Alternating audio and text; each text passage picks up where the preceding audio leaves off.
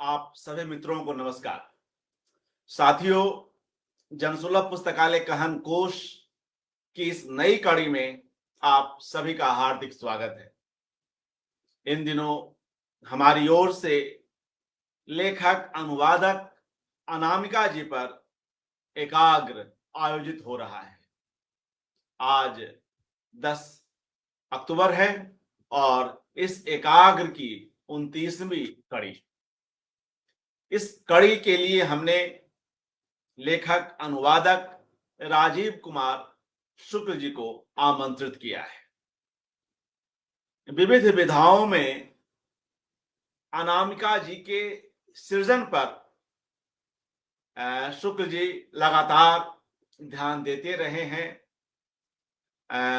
उन पुस्तकों, उस विचार लोक में जी की कुछ कृतियों पर उनका लिखना भी हुआ है।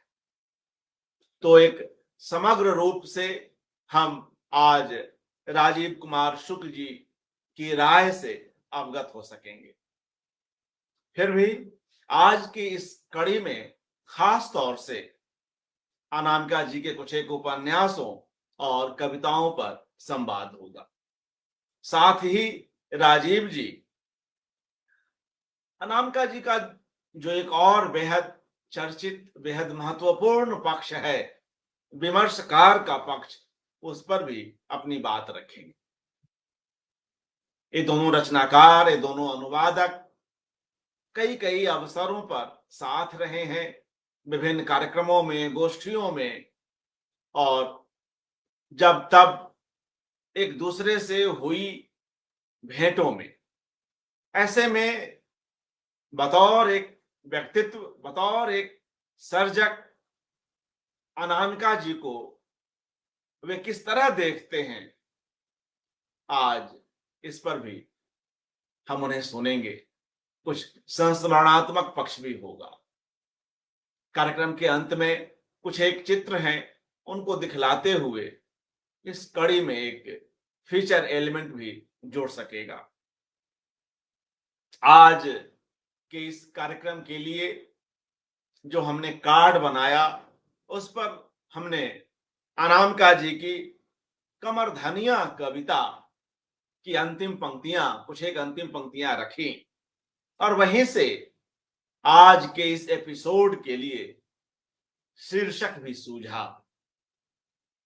वह टाइटल है अनामिका जिनके शब्द बोलते हैं झनन झनन झनन। अनामिका जिनके शब्द बोलते हैं झन झन झन। तो यह झन झन झन की जो ध्वनि है, उनकी एक कविता में आई है, जिसकी अभी हमने चर्चा की, कमरधनिया कविता। तो क्यों नहीं अपने अतिथि वक्ता को बुलाने से पूर्व इस कविता को सुनते चलते हैं। पानी को सब याद था नाम से जो अनामिका जी का कविता संग्रह है, उसमें यह कविता आप पढ़ सकते हैं। कमरधनिया सुनाता हूं। काम के बोझ से कमर टूटी जिनकी, उनकी भी होती कमरधनिया। काम के बोझ से कमर टूटी जिनकी, उनकी भी होती कमरधनिया। चाहे गिल्लट की होती, लेकिन होती। झन झन झन बजती वे मिलजुल कर मूसल चलाते हुए। 10 रुंझुने मिलकर, 10 रुंझुने मिलकर पूरी अंगनैया झनका देती। 10 रुंझुने मिलकर पूरी अंगनैया झनका देती। 36 तोले की थी जिनकी, 36 तोले की थी जिनकी, उन बेगमों में भी चलती एक मजेदार सी कहावत, इतना भी धीमे क्या बोलना, आप बोलें कमरधनी सुने। अब देखिए धीरे धीरे क्रमशः इस कथा कहन में, कथा कहन से युक्त इस कविता में अनामिका जी का स्वर, मूल स्वर, जो चेतना है, जो चैतन्य है, वह आने लगता है। 36 तोले की थी जिनकी, उन बेगमों में भी चलती एक मजेदार सी कहावत, इतना भी धीमे क्या बोलना, आप बोलें कमरधनी सुने। 57 की जंग में बेगमों की करधनियां भी बेमोल ही बिक गईं।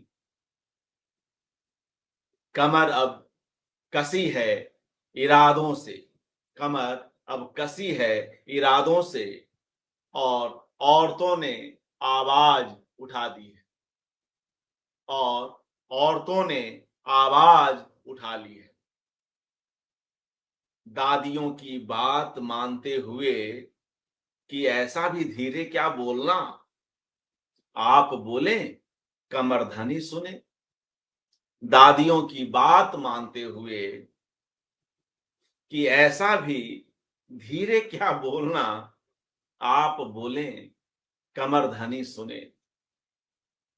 मोती जैसे अक्षरों में कसी है उन्होंने, मोती जैसे अक्षरों में कसी है उन्होंने सारी कमरधनियों की रुंझुन। फिर भी तो, फिर भी तो रह रहकर आ जाती है नौबत ऐसी ही फुसुर फुसुर की, कि आप बोलें कमरधनी सुने। बोलने नहीं देते आका। अब देखिए स्वर का जो अपना एक जो क्रिसेंडो बन रहा है कविता में, बोलने नहीं देते आका, शब्दों का पड़ जाता है फाका। ऐसे में अपनी अपनी दादियों को हम याद करें, ऐसे में अपनी अपनी दादियों को हम याद करें, याद करें बूढ़ी कहावतें, इतना भी धीरे क्या बोलना, आप बोलें कमरबंद सुने। बोलें, बोलें, मुंह खोलें जरा डटकर, इतनी बड़ी तो नहीं है ना दुनिया की कोई भी जेल, कि आदमी की आबादी समा जाए। और जो समा भी गई तो वहीं जेल के भीतर झन झन झन बोलेंगी हथकड़ियां। इतनी बड़ी तो नहीं है ना दुनिया की कोई भी जेल, कि आदमी की आबादी समा जाए उसमें। और जो समा भी गई तो वहीं जेल के भीतर झन झन झन बोलेंगी हथकड़ियां, ऐसे जैसे बोलती थीं कमरधनियां मिलजुल कर मूसल चलाते हुए। तो ये जो झन झन की आवाज है, जो ध्वनि है, और जो एक तंज है कि भाई आका जब बोलने नहीं दे तब भी बोलो, प्रयास करो। और यह बहनापा अनामिका जी के यहाँ न सिर्फ जो हम वयस है उनमें है, बल्कि इसके लिए वे पुरानी कहावतों और दादियों की दुनिया में भी जाती हैं, जहां से जो संबल मिलता हो हक के लिए, बराबरी के लिए, वो सब उपकरण, वे सभी उपक्रम वे करती हैं, उन सभी संदर्भों को लेकर आती हैं। तो आज मित्रों जब राजीव कुमार शुक्ल जी अ, अपनी बात रखेंगे तो कैसे यह जो मुखरता है, जो एक हिस्सेदारी की मांग करती हुई मुखरता है, इस पर भी वे बात करेंगे। तो आइए हम उन्हें स्टेज पर आमंत्रित करते हैं। राजीव कुमार शुक्ल जी नमस्कार, हार्दिक स्वागत। नमस्कार। कैसे हैं आप? जी जी ठीक हूँ। और सभी और जो अच्छा लग रहा है कि आपने जी, आज समय निकाला जो मित्र और जुड़े आप हैं जी कार्यक्रम से उन सबको भी नमस्कार, उनका अभिवादन। और बहुत अच्छा अवसर आपने दिया है कि इसमें एक बहुत प्रिय रचनाकार जो हैं और एक बहुत अच्छी मित्र जो हैं, उनके बारे में, उनके व्यक्तित्व पर, कृतित्व पर थोड़ी बहुत बात हम लोग कर पाएंगे, जितना समय हमें अनुमति देगा। तो निश्चित रूप से जिस कविता को आपने पढ़ा और जिस तरह आपने उसकी व्याख्या की, तो मुझे लगता है कि एक बीजारोपण तो आपने कर ही दिया कि किस तरह से परंपरा से भी वे, जिसे हम लोग कहते हैं ना कि परंपरा का पूरा नकार भी नहीं होना चाहिए और परंपरा को ज्यों का त्यों गले में लटका भी नहीं लेना चाहिए। परंपरा का एक विवेक सम्मत अनुशीलन होना चाहिए और उसमें जो स्वस्थ और शक्ति देने वाले तत्व हैं वे आपके साथ बने रहने चाहिए, चलने चाहिए। तो ये कविता जो है, उस कविता में वो बात आपने रेखांकित की कि जब आका नहीं बोलने देते और जो बेगमें थीं उनकी जो, उन पर जो अनुशासन बेगम होने के नाते लागू होते थे कि अ, उनको, उनकी करधनियां अगर बोले तो सिर्फ वही सुने, यानी एक तरह के एकाकी जीवन में जहां कोई वास्तविक ऊष्मा भरा संग साथ उनका न हो। और ये जो बेगम या जो महारानी है, मतलब ये है कि नाम शायद बदल जाएं, पर अर्थ शायद ये है कि जिसके पास प्रभुत्व है, जिसके पास वर्चस्व है, जो शासन करता है, जो लोगों पर नियंत्रण करता है, उसकी जो मानसिकता होती है, उसकी अंततः कहीं ना कहीं तमाम चीजों के बदलने के बावजूद एक सामंतवाद है जो भारत में ही नहीं दुनिया भर में मौजूद रहता है। आप देखें कि अभी एक घटना घटी कि जब इंग्लैंड में नए राजा, बड़े इंतजार के बाद प्रिंस चार्ल्स का नंबर आया कि वो किंग चार्ल्स बने, तो उस समय बहुत सारी बातें आई कि क्या क्या प्रोटोकॉल उसमें फॉलो हो रहा है, क्या क्या रस्में हैं, उनका क्या महत्व है। ये भी आया कि इंग्लैंड के लोग, बाकी दुनिया के लोग उस बारे में क्या सोचते हैं। अधिकांश लोग कोई बहुत उत्साहित नजर नहीं आते इन चीजों को लेके आजकल। तो लेकिन ये है कि उसमें बहुत कुछ ऐसा होता है, क्योंकि कविता या साहित्य स्मृतियों से जुड़ने का एक बहुत महत्वपूर्ण रास्ता भी है। और जो वर्तमान हमारा समय है, ये स्मृति विलोपन के प्रयास का समय है। कोशिश यही है, खासतौर से चाहे वो बाजार की शक्तियां हैं, अब तो वैश्विक पूंजी की बात है, आवारा पूंजी, वैश्विक पूंजी, ये पूंजी जो आती है जाती है, देशों में जाकर उथल पुथल मचा देती है, किसी को चढ़ा देती है, किसी को उठा देती है, किसी को गिरा देती है। और साथ साथ ये है कि ये यानी जो एक बार बीच में कहा भी गया था कि वैश्वीकरण में पूंजी का वैश्वीकरण हुआ है, व्यापार का वैश्वीकरण हुआ है, पर श्रम का वैश्वीकरण नहीं है। यानी अभी भी अगर श्रमिक कहीं जाना चाहते हैं, काम करने के लिए जाना चाहते हैं, श्रमिक का अर्थ यहाँ सिर्फ मजदूर से नहीं है, कोई भी जो काम करना चाहता है, श्रमजीवी वर्ग का आदमी है, तो उसके लिए बंधन तमाम है, वो तमाम मुश्किलात मौजूद हैं जो समय समय पर कभी घटती कभी बढ़ती रहती हैं देशों के स्वार्थ की वजह से। तो खैर, वापस हम इस पर अगर आए कि वो जो एक सामंतवाद है, उस सामंतवाद के भीतर से निकल करके भी, क्योंकि मार्क्स के जो मित्र थे एंगल्स, उनका एक प्रसिद्ध वाक्य है कि बुर्जुआ परिवारों में भी स्त्रियां सर्वहारा होती हैं। और चूंकि अनामिका जी का जो रचनाकार रूप है, आपने सही कहा कि उसके अंदर, मतलब ये बात बार बार कही भी गई है कि मूलतः वह कवि हैं। उन्होंने गद्य में भी बहुत, यानी गद्य यानी फिक्शन की बात अगर करें, कहानियां लिखी, लेकिन उसके बाद उपन्यास कई लिखे, और उपन्यास बहुत महत्वाकांक्षी लिखे उन्होंने। कथानक के चयन के तौर पर बहुत महत्वाकांक्षी उपन्यास हैं, और लगातार अपने समय, अपने समाज, अपने देश और साथ साथ जो दुनिया भर की चिंताएं हैं उनको उन्होंने उसमें सहेजा, समेटा। उन चरित्रों को याद किया जो हमें ताकत दे सकते हैं, उन चरित्रों को एक मिथकीय आयाम दिया उन्होंने, चाहे वो पंडिता रमाबाई हों और चाहे वो अमीर खुसरो हों। और इस तरह से आप देखें कि ये तमाम चीजें उसमें आई हैं। लेकिन साथ साथ जो उनका स्त्री विमर्श का पक्ष है, और मुझे लगता है कि जब उनके स्त्री विमर्श के पक्ष की बात हो रही है तो उसमें मैं याद करना चाहूंगा हमारे समय की एक और जो महत्वपूर्ण लेखिका हैं, जो मोटे तौर पर फिक्शन राइटर ही हैं, हालांकि कविताएं भी लिखती हैं, नासिरा शर्मा जी। तो नासिरा जी से एक बार बातचीत हुई तो उन्होंने कहा था कि मेरी रचनाओं में स्त्री पात्र और उनके ऊपर होने वाले अत्याचार और उनके साहस और उनके संघर्ष की बातें आती हैं, पर मैं इस स्त्री बनाम पुरुष या स्त्री विरुद्ध पुरुष के रूप में से नहीं देखती, जैसा कई बार इसको देखा जाता है।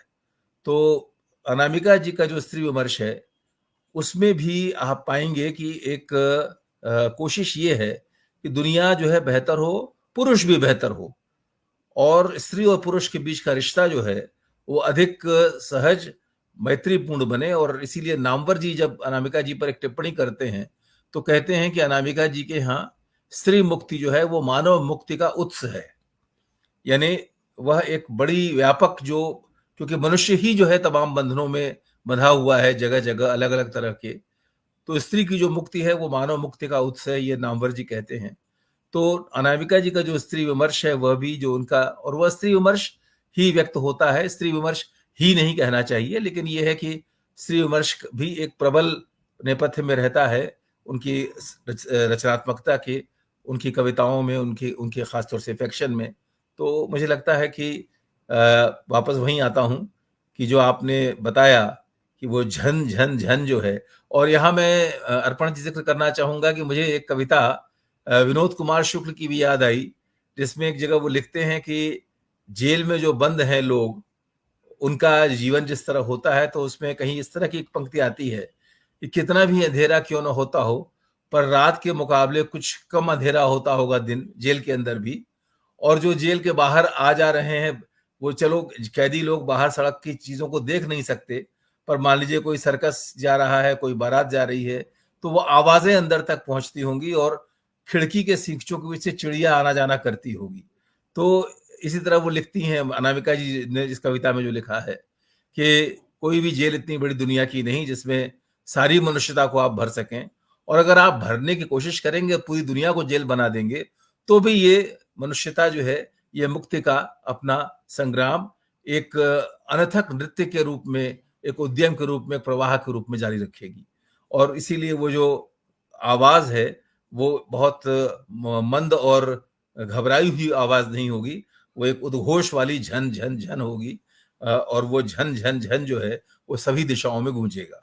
तो आपने जो ये आरंभ में जो ये कविता चुन करके और जिस तरह उसकी व्याख्या की, मुझे लगता है कि मैं उसके लिए आपको विशेष रूप से धन्यवाद देना चाहूंगा। जी जी, शुक्रिया राजीव जी। अ, तो मित्रों, इस संवाद को आगे बढ़ाते हैं और यहीं से इस चर्चा को आरंभ करते हैं।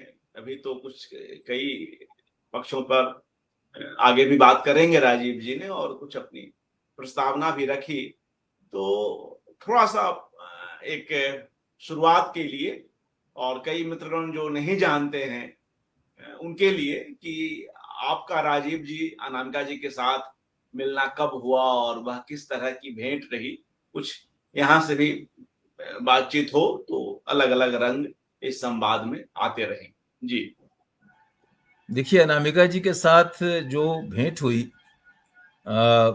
मैं आकाशवाणी में नौकरी किया करता था, और जब मैं दिल्ली में, मेरी पदस्थापना हुई इस सदी में, 21वीं सदी में, यानी मैं कई स्टेशंस पे काम करके मध्य प्रदेश, अब जो छत्तीसगढ़ हो गया है, उसमें कई मझोले आकार के शहरों और कुछ बहुत दूरस्थ अंचलों में काम करने के बाद मुझे एक अवसर मिला था, और मैं 2 साल के लिए वॉइस ऑफ अमेरिका में काम करने के लिए गया था बाहर, विदेश। और वहां से जब लौटा तो दिल्ली में आया, तो जैसे अपने यहाँ जो कहावत है, और अनामिका जी भी कहावतों का, मुहावरों का इस्तेमाल खूब करती हैं, और भाषा की शक्ति जिस तरह बढ़ती है, तो मुझे भी एक मुहावरा हमेशा इसमें याद आता है। याद आता है कि आसमान से गिरे खजूर पे अटके। तो आज जब वॉशिंगटन से लौटे तो मैं दिल्ली में आया। दिल्ली में जो आकाशवाणी का जो केंद्रीय कार्यालय है, जिसे महानिदेशालय कहते हैं, वहाँ काम करना शुरू किया। और वहीं पर किसी समिति की एक बैठक थी, जिस समिति में शासकीय प्रतिनिधि के रूप में मैं भी था, और हमारी एक उच्चाधिकारी थी जो उसकी अध्यक्ष थी, और वो भी स्वयं भी लिखने पढ़ने वाली विदुषी महिला, बल्कि नाम भी ले सकता हूँ, श्रीमती विजय लक्ष्मी सिन्हा। और एक संयोग ये भी है कि वो भी मूलतः बिहार से ही आई थी, आती और रहती अब दिल्ली में ही हैं, लिखने पढ़ने वाली हैं, उनकी अपनी रचनाएं भी हैं। तो उनके कक्ष में एक उस समिति की बैठक थी, उसमें जो तीसरी सदस्य के रूप में, जो जिसे कहते हैं आप बाहर के सदस्य के रूप में जो विभूति थी, वो अनामिका जी थी। तो अनामिका जी का नाम तो जानता था, साहित्य से कुछ जुड़ाव होने के कारण, पढ़ा भी था उन्हें, उनकी प्रशंसा भी की थी, कई बार मन में तो उनकी थोड़ी बहुत आलोचना भी की थी, जो मित्रों के बीच बैठ करके, पर रूबरू देखने का वो पहला मौका था। और मैंने एक संस्मरण में लिखा भी है कि जब देखा उनको तो पाया, सबसे पहले ये पाया कि बहुत सहज पाया। वो एक बड़ी रचनाकार के रूप में प्रतिष्ठित तो हो ही चुकी थी, ये मेरे ख्याल से सन 2004 या 5 की बात होनी चाहिए। लेकिन ये है कि बहुत सहज थी। दूसरी चीज ये है कि मतलब वो सहज थी न केवल एक बड़ी लेखिका के रूप में, उसको लेकर बहुत ज्यादा जैसे कहते हैं कि कोई मैनरिज्म या मुद्राएं नहीं थी, पर साथ साथ ये भी एक बहुत महत्वपूर्ण बात मैंने देखी कि साथ में बैठकर पहली बार मिलने के बाद भी जो एक स्त्रियों में कई बार एक विशेष सावधानी होती है, कैसे बात करें, कितनी बात करें, वो मैंने देखा कि उनमें अपने स्त्रीत्व को लेकर भी एक बड़ी सहजता है। बड़े आराम से वो उन्होंने बातचीत कर रही थी, आराम। एक बार जब परिचय हुआ, उस परिचय के बाद तो एक सहजता जो है उनकी बड़ी अच्छी लगी। और बाकी खैर उसमें जो बातचीत बैठक में होनी थी हुई, और उसमें उनके हम लोग चर्चा करते रहे। और मैं यहाँ ये जोड़ देना चाहूँगा अर्पण जी की, हम लोग, आप भी जानते हैं या मेरे ख्याल से ऐसा महसूस करते होंगे, हम तो कहते भी हैं कि जो दोस्तियां होती हैं वो आमतौर पर ये होता है कि सबसे गाढ़ी दोस्तियां बचपन में होती हैं, और फिर कैशोर में और तरुणाई तक वो मामला चलता है कि आपके दोस्त होते हैं, और ऐसे दोस्त होते हैं जिनके संग आप बहुत घनिष्ठ होते हैं, लगता है कि जिन्हें मरने का साथ रहेगा। पर जैसे जैसे उम्र बढ़ती है, जैसे जैसे आप तथाकथित कुछ हो जाते हैं और कुछ पा सकते हैं और कुछ दे सकते हैं, ऐसी स्थिति अगर हो जाती है, तो फिर वो दोस्तियां जो हैं वो उतनी सहज, उतनी निर्मल नहीं आमतौर पर पनप पाती।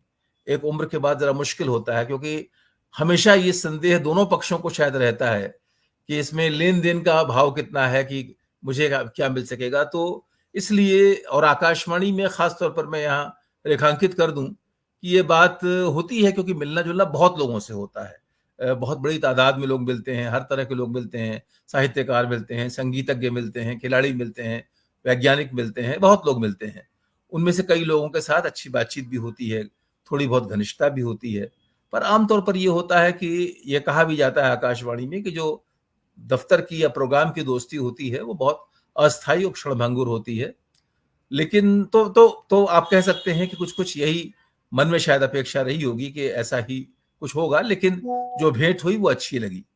पर उसके बाद हुआ ये कि कई बार ऐसा मौका आया कि अगर अनामिका जी आ रही हैं किसी रिकॉर्डिंग वगैरह के लिए आकाशवाणी, तो हर बार न भी कर पाती रही हूँ, लेकिन कई बार उनका एक संदेश आ जाता था कि मैं आज रिकॉर्डिंग के लिए आ रही हूँ, 3 बजे रिकॉर्डिंग है, मैं लगभग 2 बजे पहुंच जाऊंगी, और कुछ हम लोग, उनका एक बड़ा प्रिय शब्द है गप करेंगे। तो गप गप की जा सकती है। तो मैं भी चूंकि मूलतः पूर्वी उत्तर प्रदेश का हूँ, और ये जो भाषा की जो संरचना है ये मुझे भी मोहती है, तो ये गप करना या गप लड़ाना जिसे हम लोग कहते हैं, यानी कुल मिलाकर बैठकर बातचीत करना, और जिसका कोई और छोर यहाँ से वहां जहां भी जाना हो चली जाए, तो ये सिलसिला होता रहा बीच बीच में। फिर साहित्यिक आयोजनों में भी उनसे भेंट मुलाकात हुई। फिर ऐसा कई बार हुआ कि अगर लौट रहे हैं वहां से, तो कई बार ऐसा हुआ कि या तो उनके पास गाड़ी है, मेरे पास नहीं है, उन्होंने कहा आप मेरे साथ चलिए, जहां तक बनेगा आपको छोड़ दूंगी। या कभी ऐसा हुआ कि ये स्थिति मेरे साथ थी कि वो आई कहीं से, और तो थोड़ी बहुत बातचीत वहां, मतलब थोड़ी बहुत क्या, काफी बातचीत। और जब मैं कह रहा हूँ बातचीत, तो मैं जोड़ दूं कि मतलब उस बातचीत में अनामिका जी जो इतनी जानकार हैं, इतनी विदुषी हैं, इतनी ज्ञानी हैं, इतना पढ़ा लिखा है जिन्होंने, वो वो एक बहुत अच्छी श्रोता हैं।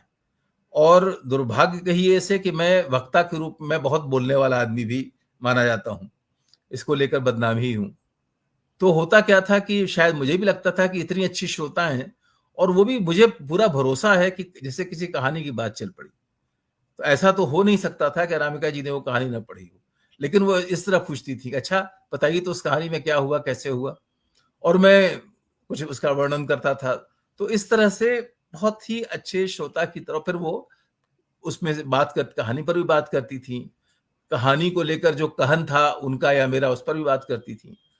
और फिर इस तरह करते करते धीरे धीरे यह हुआ कि मेरे घर के पारिवारिक आयोजनों में भी वो आई, उनके परिवार के लोग आए, उनके पतिदेव आए, उनके घर जाना हुआ तो उनके घर के लोगों, बाकी लोगों से मुलाकात हुई, उनके पतिदेव से हुई, बच्चों से हुई, उनकी माँ से हुई, सब लोगों से भेंट हुई।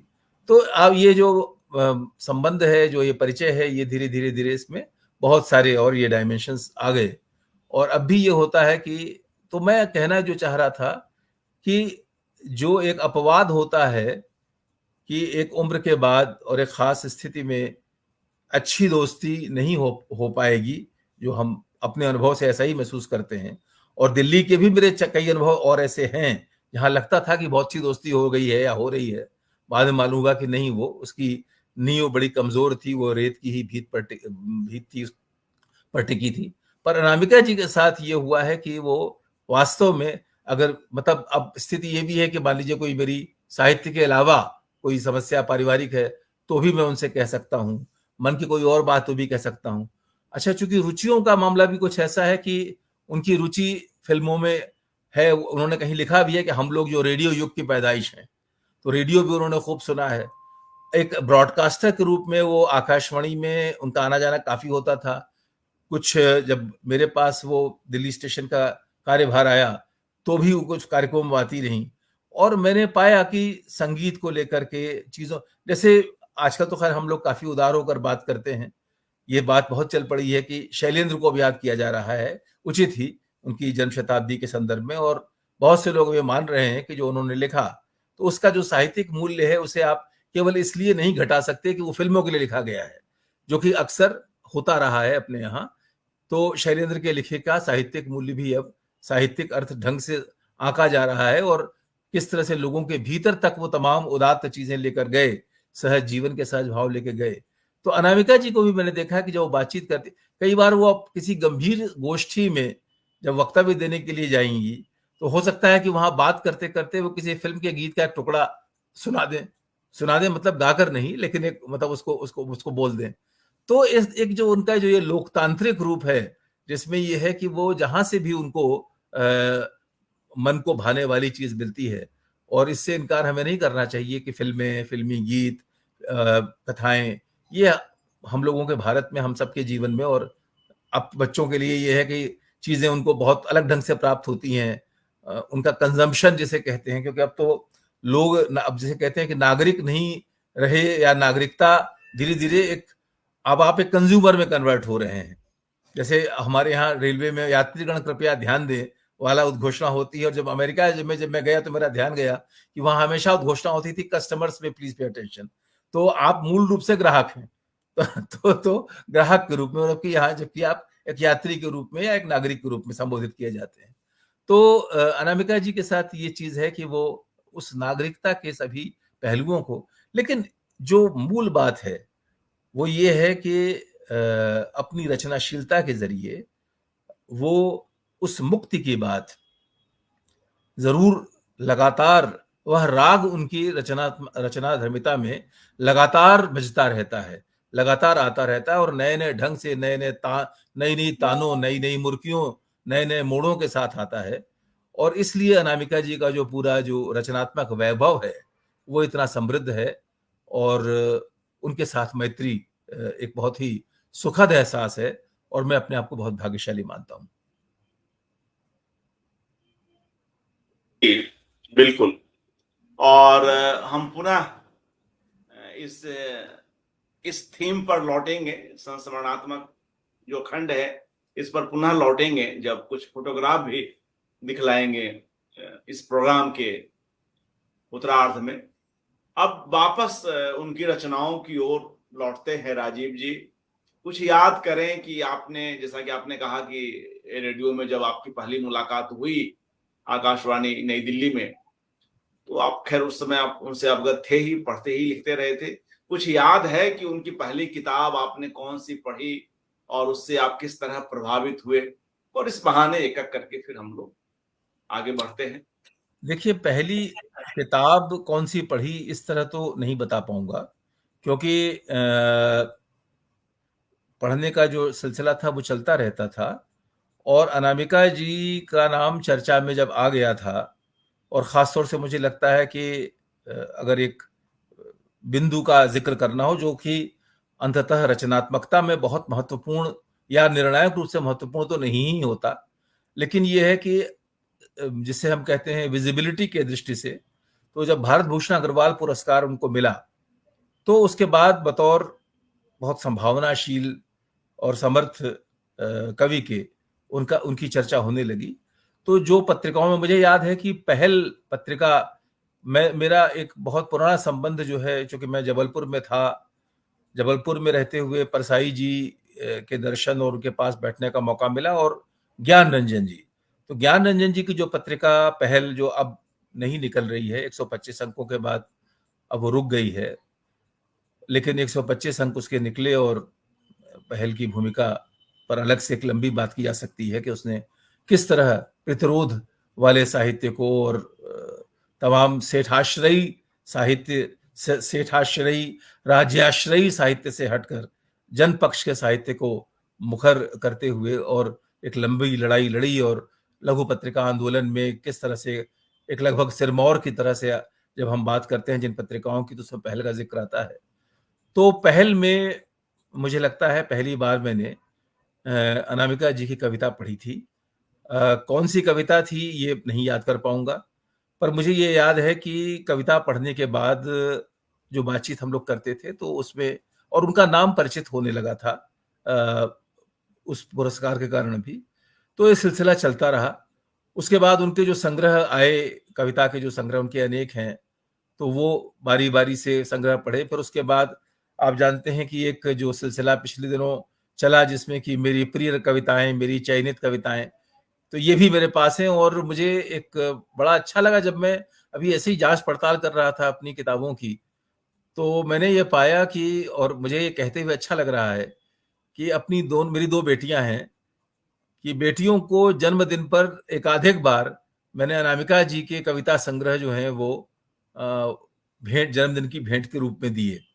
तो आप कह सकते हैं कि वैसे तो खैर मेरे घर में मेरे परिवार के लोगों से सबसे उनकी अच्छी पहचान है, सब उन्हें जानते हैं, वे सबको जानती हैं, स्नेह का रिश्ता जो है वो पारिवारिक है।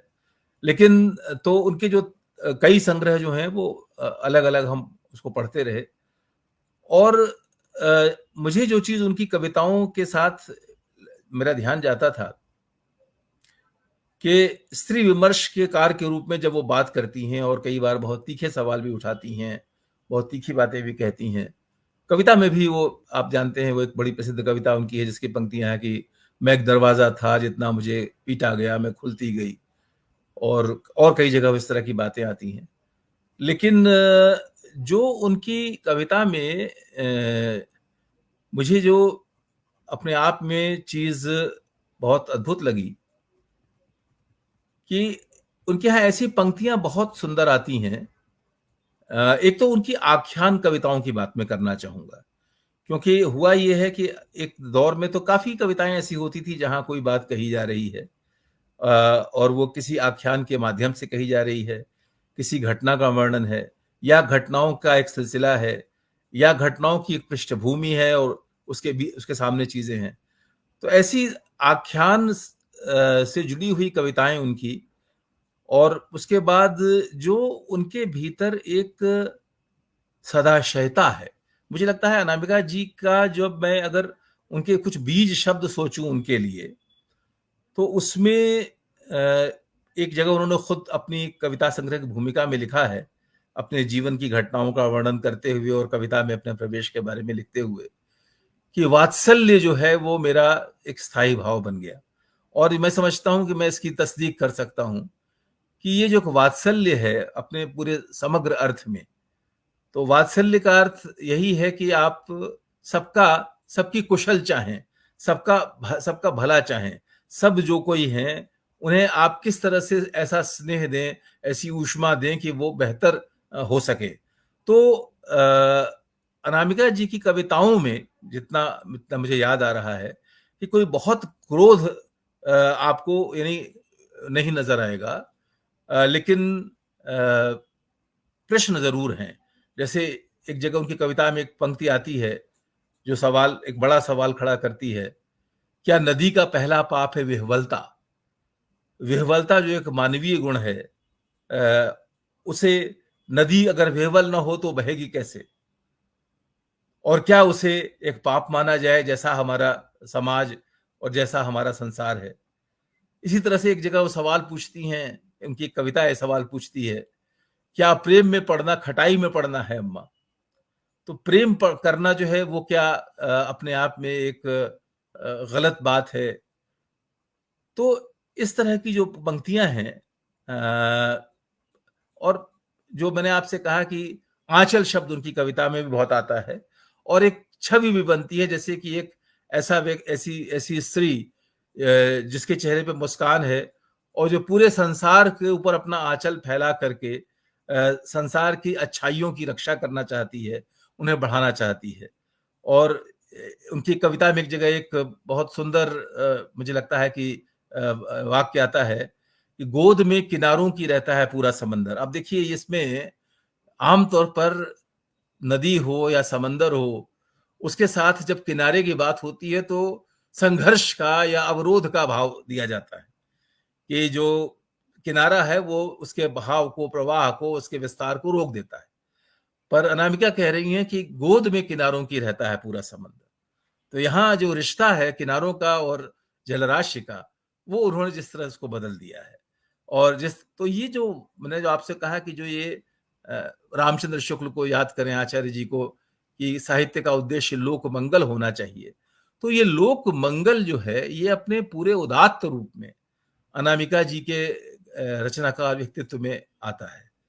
और एक और चीज जो आपने खुद भी अपनी शुरू की बातचीत में कहा कि संबंधों का वो बहुत विस्तार से उल्लेख करती हैं, और खास तौर से स्त्रियों के जो संबंध हैं उसमें वो दादियां भी हैं, उसमें नानियां भी हैं।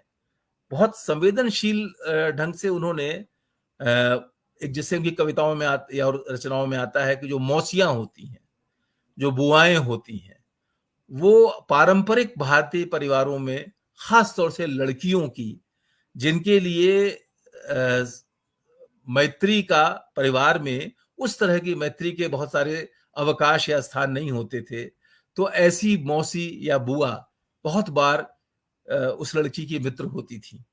तो वो और मुझे, मैं आपको बताऊं, यानी इससे एक निजी प्रसंग मुझे याद आ रहा है कि जब मेरी छोटी बेटी की शादी हुई और जब उसकी विदाई हुई, तो मेरी जो बड़ी बेटी की बेटी यानी मेरी नातिन, वो खुद भी एक छोटी सी बच्ची, अब थोड़ी थोड़ी सी बड़ी हो गई है तब से। तो जब उसे ये समझ में आया कि मेरी मौसी तो अब चली ही जाएगी, पहले उसको शादी की धूमधाम में वो खुश होती रही, पर जब मौसी को छोड़कर हम आने लगे या मौसी अपने घर चली गई, और वहां, तो उस समय जिस तरह से मतलब आप कह सकते हैं बिलक कर वो रोई, तो हमें समझ में आया कि उसके लिए उसका कितना बड़ा साथ छूट रहा है। तो ये जो बात है, मुझे लगता है कि ये अनामिका जी, जो आपने कहा बहनापा, क्योंकि अंततः वो एक तरह का बहनापा ही है। उम्र का फासला हो सकता है, रिश्तों की परिभाषा का अंतर हो सकता है, पर अंततः जैसे वो, और ये बहनापा और ये सहेलीपन उनका बहुत प्रिय शब्द है। भाषाओं के बारे में लिखते समय भी, बोलते समय कई बार उनसे सुना है कि जो भाषाएं हैं वो बहनें होती हैं, वो सहेलियां होती हैं, उनमें प्यार का रिश्ता होता है। उनका आशय ये होता है कि इनको युद्ध का और मतभेद का और संघर्ष का और द्वेष का आधार तो नहीं बनाया जा सकता। तो ये जो मतलब आपको मैं यहाँ, हालांकि थोड़ा सा अजीब भी लग सकता है, एक बहुत लोकप्रिय साहित्यकार एक जमाने में हिंदी में हुआ करती थी, मालती जोशी। तो मालती जोशी की रचनाएं जो थी उनमें भी खास तौर से स्त्रियों के जो ये पारिवारिक संबंध होते हैं उनका बहुत विस्तार होता था, और इसीलिए वो खास तौर से स्त्री पाठिकाओं में बहुत ही लोकप्रिय रचनाकार थी, हम लोग भी खूब पढ़ते थे।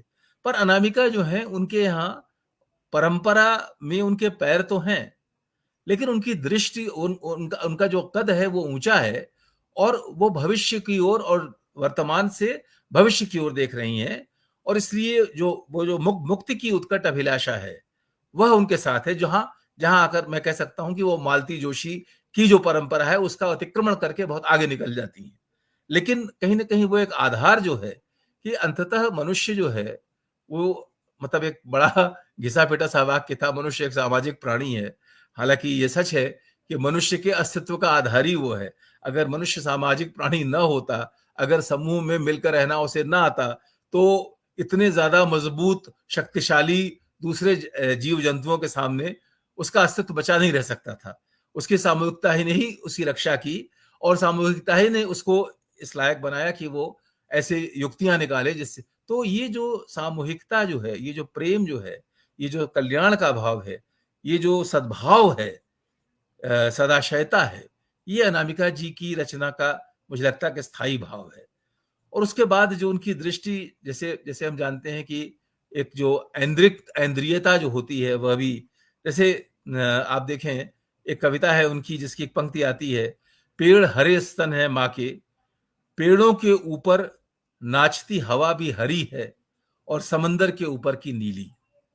तो यहाँ देखिए जो रंग हैं, हवा में भी उन्होंने, हवा की परिभाषा ही ये होती है कि वो उसमें रंग नहीं होता। इसीलिए हवा के बारे में कहा जाता है, आध्यात्मिक लोग आपको जब समझाएंगे ना कि ईश्वर, कोई कहे कि ईश्वर नहीं होता क्योंकि उसका कोई प्रमाण नहीं है, तो उत्तर दे के तौर पर ये कहा जाता है, वो बहुत सटीक उत्तर नहीं है, पर जो आस्तिक लोग हैं उत्तर ही देते हैं कि हवा को आप देख तो नहीं पाते पर हवा है आपके आसपास। लेकिन यहाँ अनामिका जी बताती हैं कि अगर पेड़ों के ऊपर हवा नाच रही है तो वो हरी है, और समुद्र के ऊपर की हवा है तो नीली है। और अब जबकि इस हमारे आज के दौर में, जबकि सब सब कुछ को किसी न किसी अस्मिता से जोड़कर मैं और वे, मुझसे जो अलग है उसका उसके साथ जोड़ा गया है।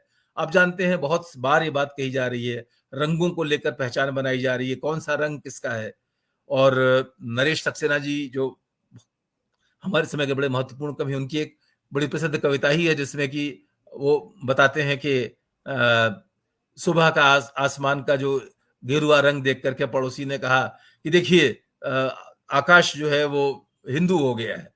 और तब वो कहते हैं कि मैंने कहा कि बारिश होने दो, कुछ दिन बाद पूरी धरती मुसलमान हो जाएगी। तो ये जो एक विचित्र ढंग का हमारा समय है, जिसमें जितनी तरह की भेदभाव की, विद्वेष की शक्तियां हैं, वो गठजोड़ करती हैं, चाहे वो वैश्विक पूंजी की हो, चाहे वो देश के अंदर धार्मिक और अन्य आधारों पर भेदभाव और विद्वेष पैदा करने वाली हो। अंततः उद्देश्य स्वार्थ है। तो वहां पर जो सृष्टि को समग्रता में और उसके सभी रंगों में देखने की बात है। वो रंगों का जिक्र और भी कई जगह अपनी कविताओं में उनके आता है, जहां वो कहती हैं कि पूरा का पूरा इंद्रधनुष थी। एक चरित्र उनकी कविता में एक जगह आता है, इतने सारे रंग उनके आसपास होते थे। तो ये मुझे लगता है कि बहुत महत्वपूर्ण बात है। और एक और जगह मुझे जो बहुत खूबसूरत पंक्ति उनकी लगती है मुझे, और मुझे समझता हूँ कि इसके साथ ही मैं इस दौर की बात खत्म करूंगा कि वो मनुष्य से क्या उम्मीद करती हैं। तो एक पंक्ति उनकी आती है, किसी सोचते हुए आदमी की आंखों सा नम और सुंदर था दिन। तो जो मैंने पहले एक बात सामूहिकता की कही, और बहनापे की, सहेलीपन की, दोस्ती की, मित्रता की, सद्भाव की, पर साथ साथ ये है कि जो ये सोचना है, उन्होंने उन एक और जगह भी लिखा है कि आपको आपको आपका निजीपन क्यों चाहिए, आपको सामूहिकता भी चाहिए, आपको साथ भी चाहिए, और आपको एक एकांत भी चाहिए। एकांत चाहिए सोने के लिए, एकांत चाहिए अपने मन का कुछ करने के लिए, और एकांत चाहिए सोचने के लिए। तो जो सोचता हुआ व्यक्ति है, वो फिर यहाँ बुलाती हैं, किसी सोचते हुए आदमी की आंखों सा नम और सुंदर था दिन। तो जो सोचते हुए आदमी की आंखें हैं, उनमें तरलता भी है, जो तरलता अनामिका जी की पूरी कविता में आप कह सकते हैं बहती रहती है, और वो सुंदरता भी है। तो मनुष्य से वो ये अपेक्षा करती हैं कि वो साथ भी रहे, और साथ साथ वह ठीक ठीक ढंग से, अच्छी तरह से सोचने का भी उसको अवकाश मिले, और वो उस तरह से ऐसा मनुष्य हो और ऐसी दुनिया हो जहां ऐसे मनुष्य के लिए रहना संभव हो सके।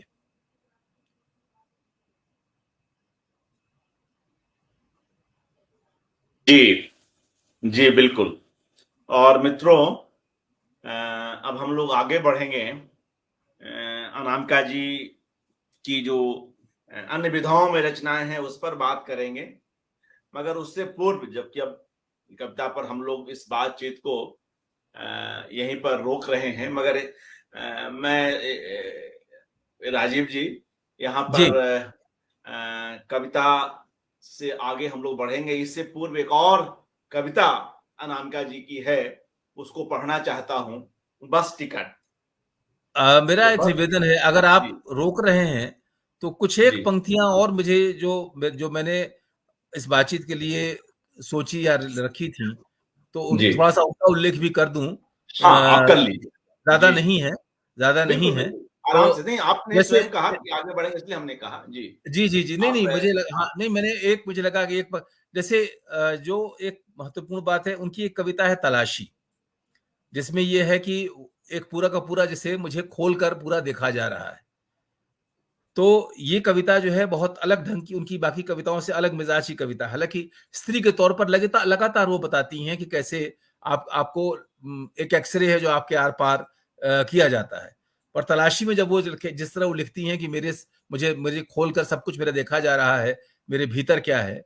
तो मुक्तिबोध जो अंधेरे में आप याद करें, उसमें वो कहते हैं कि दिमाग खोलो, दिमाग के अंदर क्या है उसको उसको जाँचो, छेनी लाओ, हथौड़ी लाओ, खोल के देखो। तो ये जो पूरी एक जो हमारे भीतर, जो हमारे मानस के अंदर जो सुगबुगाहट है, जो जगमगाहट है, उसको किस तरह सत्ताएँ उससे डरती हैं। उन्हें उसका एक बहुत बहुत अच्छा वो है।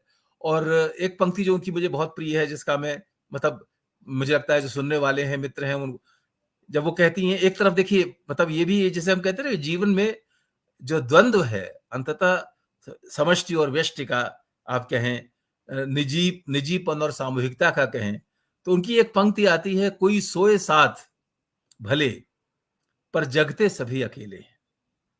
तो ये जो एक जीवन का एक बहुत बड़ा सत्य है, और इसे जिस जिस जिस जिस सहज सादगी के साथ, जैसे हम जो जो हम बात करते हैं कि भक्ति काल के कवि की रचना में जो सादगी होती थी, अभी जिन जिन उनको बहुत याद किया गया उस पूरी परंपरा को शैलेंद्र के संदर्भ में। तो जिस तरह जब वो कहती हैं कि कोई सोए साथ भले, पर जगते सभी अकेले हैं।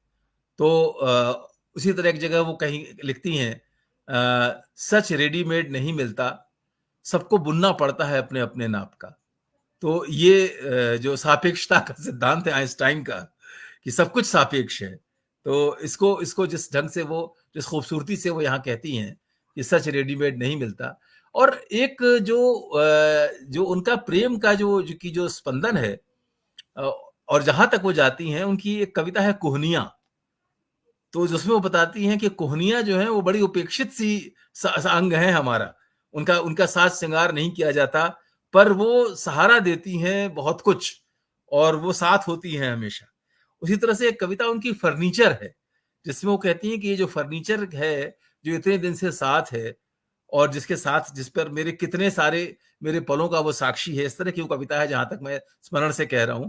पर उसमें कहीं वो पंक्ति कहती हैं कि मुझे लगता है कि मेरे पूर्व जन्म के प्रेमी हैं, जो जो मेरे साथ, जो मेरा साथ निभा रहे हैं। तो ये जो एक अद्भुत जो कवितापन का जो आधार है, कि जहां आप जो सामने का यथार्थ है, विनोद कुमार शुक्ल ने एक बार उनसे बातचीत में उन्होंने बताया था कि मुक्तिबोध के पास जब वो जाते थे और बातचीत करते थे राजनांदगांव में, तो उन्होंने कहा कि जब उनसे बात करके मैं लौटता था, तो मुझे लगता था कि राजनांदगांव की जानी पहचानी सड़कों से गुजर कर मैं गया था, वे वही नहीं रह गई हैं जैसी वो थी जब मैं जा रहा था, जब उनसे बात करके लौटता था। तो जो यथार्थ के भीतर का यथार्थ है, उस यथार्थ को देखना, उसको पहचानना, उसके स्पंदनों को देखना, ये जिस तरह साहित्य करता है। और एक और जो मैंने आपसे उसकी बात तो की ही थी, आख्यान कविताओं की। एक और जो मुझे लाइन उनकी बहुत अद्भुत लगी, एक उनके एक वो अलग कविता भी है, और कुछ संग्रहों में उन्होंने उसको एक एक अंश भी बनाया है बच्चों का, कूड़ा बिनते बच्चे, तो उसमें एक कविता है कूड़ा बिनते बच्चे, तो उसमें वो एक पंक्ति आती है, जिनसे कागज की पन्नी लेकर ईश्वर अपना चश्मा पोंछता है। तो कूड़ा बीनने वाले बच्चे, ये एक और आप जानते हैं कहा जाता है कि बच्चे जो होते हैं, वर्ड्सवर्थ की कविता है कि बच्चों में इंटीमेशंस ऑफ इमॉर्टैलिटी, यानी जो बालपन है, शिशुपन है, उसमें ईश्वरत्व, यहाँ ईश्वरत्व का अर्थ जो है वो धार्मिक आधार पर नहीं है, ये जो भीतर का सर्वश्रेष्ठ है, उदात्त है, शायद उसकी बात हम कर रहे हैं। तो लेकिन वो कहते हैं, जो कविता में लिखती हैं, कि जो बच्चे कूड़ा बीनने वाले हैं, उनसे ही कागज की पन्नी लेकर ईश्वर अपना चश्मा पोंछता है। और तब मैं इसको पढ़ते हुए मुझे एक बहुत मशहूर किताब है रसूल हमजातों की, मेरा दागिस्तान, आपको भी याद आई होगी। उसमें वो एक जगह लिखते हैं कि खुदा भी जब एक अच्छा बढ़िया भरपेट भोजन करने के बाद, खाना खाने के बाद एक सिगरेट जरूर सुलगाता होगा। तो इससे देखिए हमारे यहाँ भी एक पूरी परंपरा है कि जहाँ हम आप याद करें कि ताही जिसके दर्शन के लिए ऋषि मुनि देवता सब भटकते फिरते हैं, ताही अहीर की छोकरियां छछिया भर छाछ पे नाच नचावें। अच्छा, अनामिका जी जब बात करती हैं, जब बोलती हैं, तो आप तब उनको सुने कभी। उसमें अंग्रेजी के साहित्य, विश्व साहित्य की पंक्तियों से लेकर, सिनेमा के गीतों की पंक्तियों से लेकर, और भक्ति काल की कविताओं के ऐसे अंश किस तरह आवाजाही करते हैं, वो अपने आप एक अद्भुत अनुभव होता है। तो ये मैं कहना चाहूंगा। और आखिर जो अब चूंकि आपने कहा बात हमें करनी है, तो एक उनकी कविता है, मेरे ख्याल से है चिट्ठियां लिखती औरतें या चिट्ठी लिखती औरतें। तो उसमें एक पंक्ति आती है, फिर से चूंकि ईश्वर का जिक्र भी मैंने किया, तो मैं ये कहना चाहूंगा कि किस तरह वो ईश्वर जो है, ये कैसा ईश्वर है। मैक्सिम गोर्की ने अपने बचपन के संस्मरणों में लिखा था कि नाना और नानी ने पाला, और दोनों बड़े आस्तिक थे, पर नाना का जो ईश्वर था बड़ा खतरनाक था, बिल्कुल डरावना था, हर गलती पर बहुत कड़ी सजा देता था, और उसका परिणाम ये हुआ कि उस ईश्वर से मतलब उसको देखने की इच्छा नहीं होती थी। पर नानी का ईश्वर जो था वो बड़ा प्यार करने वाला था, बच्चों को बहुत दुलारने वाला था, बहुत ध्यान रखने वाला था। तो वो ईश्वर जो है, तो उसको अब अनामिका जी की कविता की पंक्ति में, औरतों में पानी है मिट्टी भी, औरतों में पानी है मिट्टी भी, इन दोनों का कोई और छोर नहीं होता। लिखती हैं औरतें इसी से धारावाहिक चिट्ठियां, पानी और मिट्टी खुद एक धारावाहिक चिट्ठी ही तो हैं ईश्वर की हम सबके नाम। तो आप देखें कि यहां आस्था का प्रश्न, यहां मतलब अगर उसको बहुत सही संदर्भ में समझा जा सके, कि जो आज हमारे सामने पर्यावरण का प्रश्न खड़ा हुआ है, हमारे लोभ ने, लालच ने, उपभोग, अंधे उपभोग ने, प्रकृति को दोहन करके उसे सब कुछ निचोड़ लेने के हमारे भाव ने, तो वहां जब वो कहती हैं कि पानी और मिट्टी, जो वास्तव में सच पूछिए तो जीवन को जनने वाले, जीवन के जनक जो तत्व हैं, ये खुद एक धारावाहिक चिट्ठी हैं ईश्वर की हम सबके नाम। तो वो कहीं ना कहीं उस बड़ी चिंता, उस अस्तित्व की चिंता का भी मामला वहां आता है। तो मुझे लगता है कि इस तरह से उनकी कविताओं का जो फलक है, उस फलक में आप सभी चीजों का, यानी बड़ी से बड़ी चिंता और मीठे से मीठे संबंध की पुलक, और हर अन्याय के खिलाफ चढ़ी हुई त्योरियां, ये सब कुछ आप उसमें देख सकते हैं। जी, बहुत खूब राजीव जी। अच्छा लगा इन तमाम कविताओं का एक बड़ा ही सहज ढंग से आपने न सिर्फ उनको याद किया, बल्कि उसके बहाने अपनी बात भी रखी। अब हम लोग उनकी दूसरी विधाओं की ओर चलेंगे, इसलिए हमने ये बात आपने कहा कही। था आप एक कविता उनकी सुनाने वाले हैं। हाँ, हाँ, जी, जी, मैं वो सुनाना चाहता हूँ। तो उससे पूर्व बिहारी का वह जो बेहद प्रसिद्ध दोहा है, उसको सुना दूँ, क्योंकि उस कविता में उसकी भी चर्चा आई है। आप सभी जान ही रहे हैं। कहत नटत रिझत खिझत, कहत नटत रिझत खिझत, मिलत खिलत लजियात। कहत नटत रिझत खिझत, मिलत खिलत लजियात।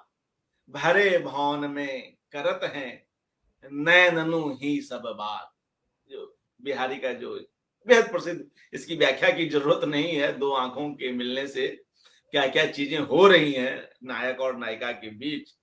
तो यह दोहा किस तरह से अनामिका एक दूसरे संदर्भ में अपनी इस कविता में लाती हैं। बस टिकट नाम की एक कविता है, जो बात आपने सौहार्द की या बहनापे की हम खास तौर से करते हैं, या बंधुत्व की, तो ऐसा ही एक भाव, बंधुत्व का भाव, भाईचारे का भाव, आदमियत का भाव इस कविता में भी आया है। कल भी जब हम लोग उनकी कविताओं के बांग्ला अनुवाद के संदर्भ में बात कर रहे थे, तो और कल हमारे साथ सुप्त श्री सोम जी जुड़ी हुई थी, जिन्होंने अनामिका जी की कविताओं के बांग्ला में अनुवाद किए हैं, तो रिश्ता कविता का भी पाठ किया था।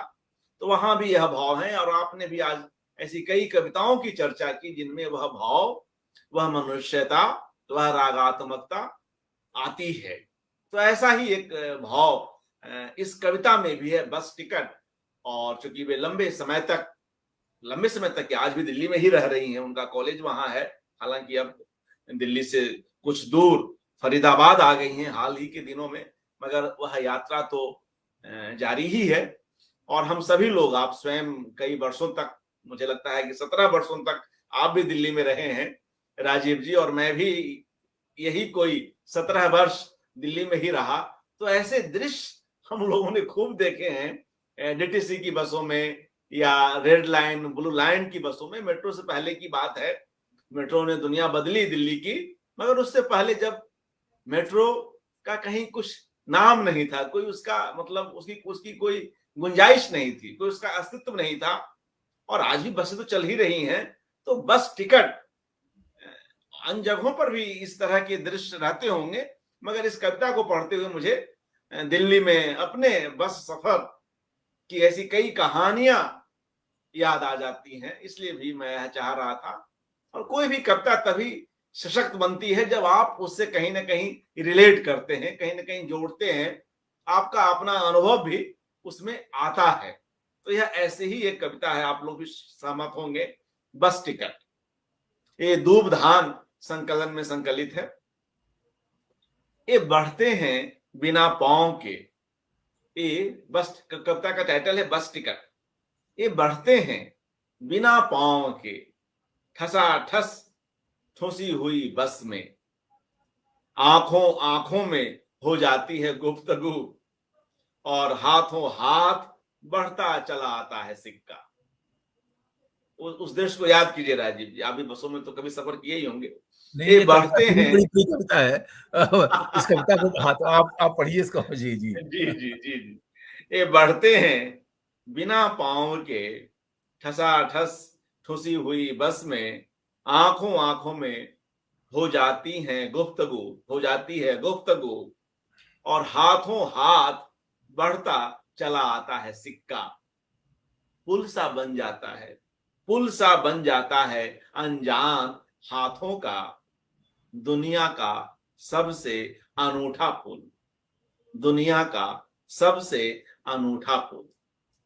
कह गए हैं बिहारी लाल, जिस दोहे को हमने शुरू में रख दिया, कह गए हैं बिहारी लाल, दोहा है कौन सा नहीं याद, लेकिन संदर्भ है कि एक भरी सभा में दूर दूर से देखते हैं एक दूसरे को दो प्रेमी, मिल जाती हैं उनकी आंखें, फिर हंस पड़ती हैं।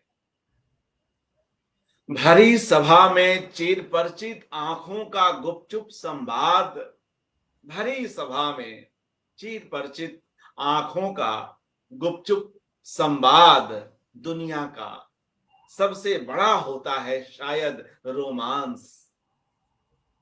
ऐसा समझती थी मैं आज के पहले, ऐसा समझती थी मैं आज के पहले, आज लग रहा है, आज लग रहा है कि अनजान आंखों का यह भाईचारा शायद उससे भी बड़ा है रोमांस। भरी सभा में चिर परिचित आंखों का गुपचुप संवाद, दुनिया का सबसे बड़ा होता है शायद रोमांस। ऐसा समझती थी मैं आज के पहले, आज लग रहा है कि अनजान आंखों का यह भाईचारा शायद उससे भी बड़ा है रोमांस, आदमी का आदमियत से रोमांस, यह शायद है आदिकालिक। आदमी का आदमियत से रोमांस, यह शायद है आदिकालिक। तो जो बात आपने नामवर सिंह की थी कि उनकी रचनाओं में दरअसल वह मानव मुक्ति ही कहीं न कहीं है।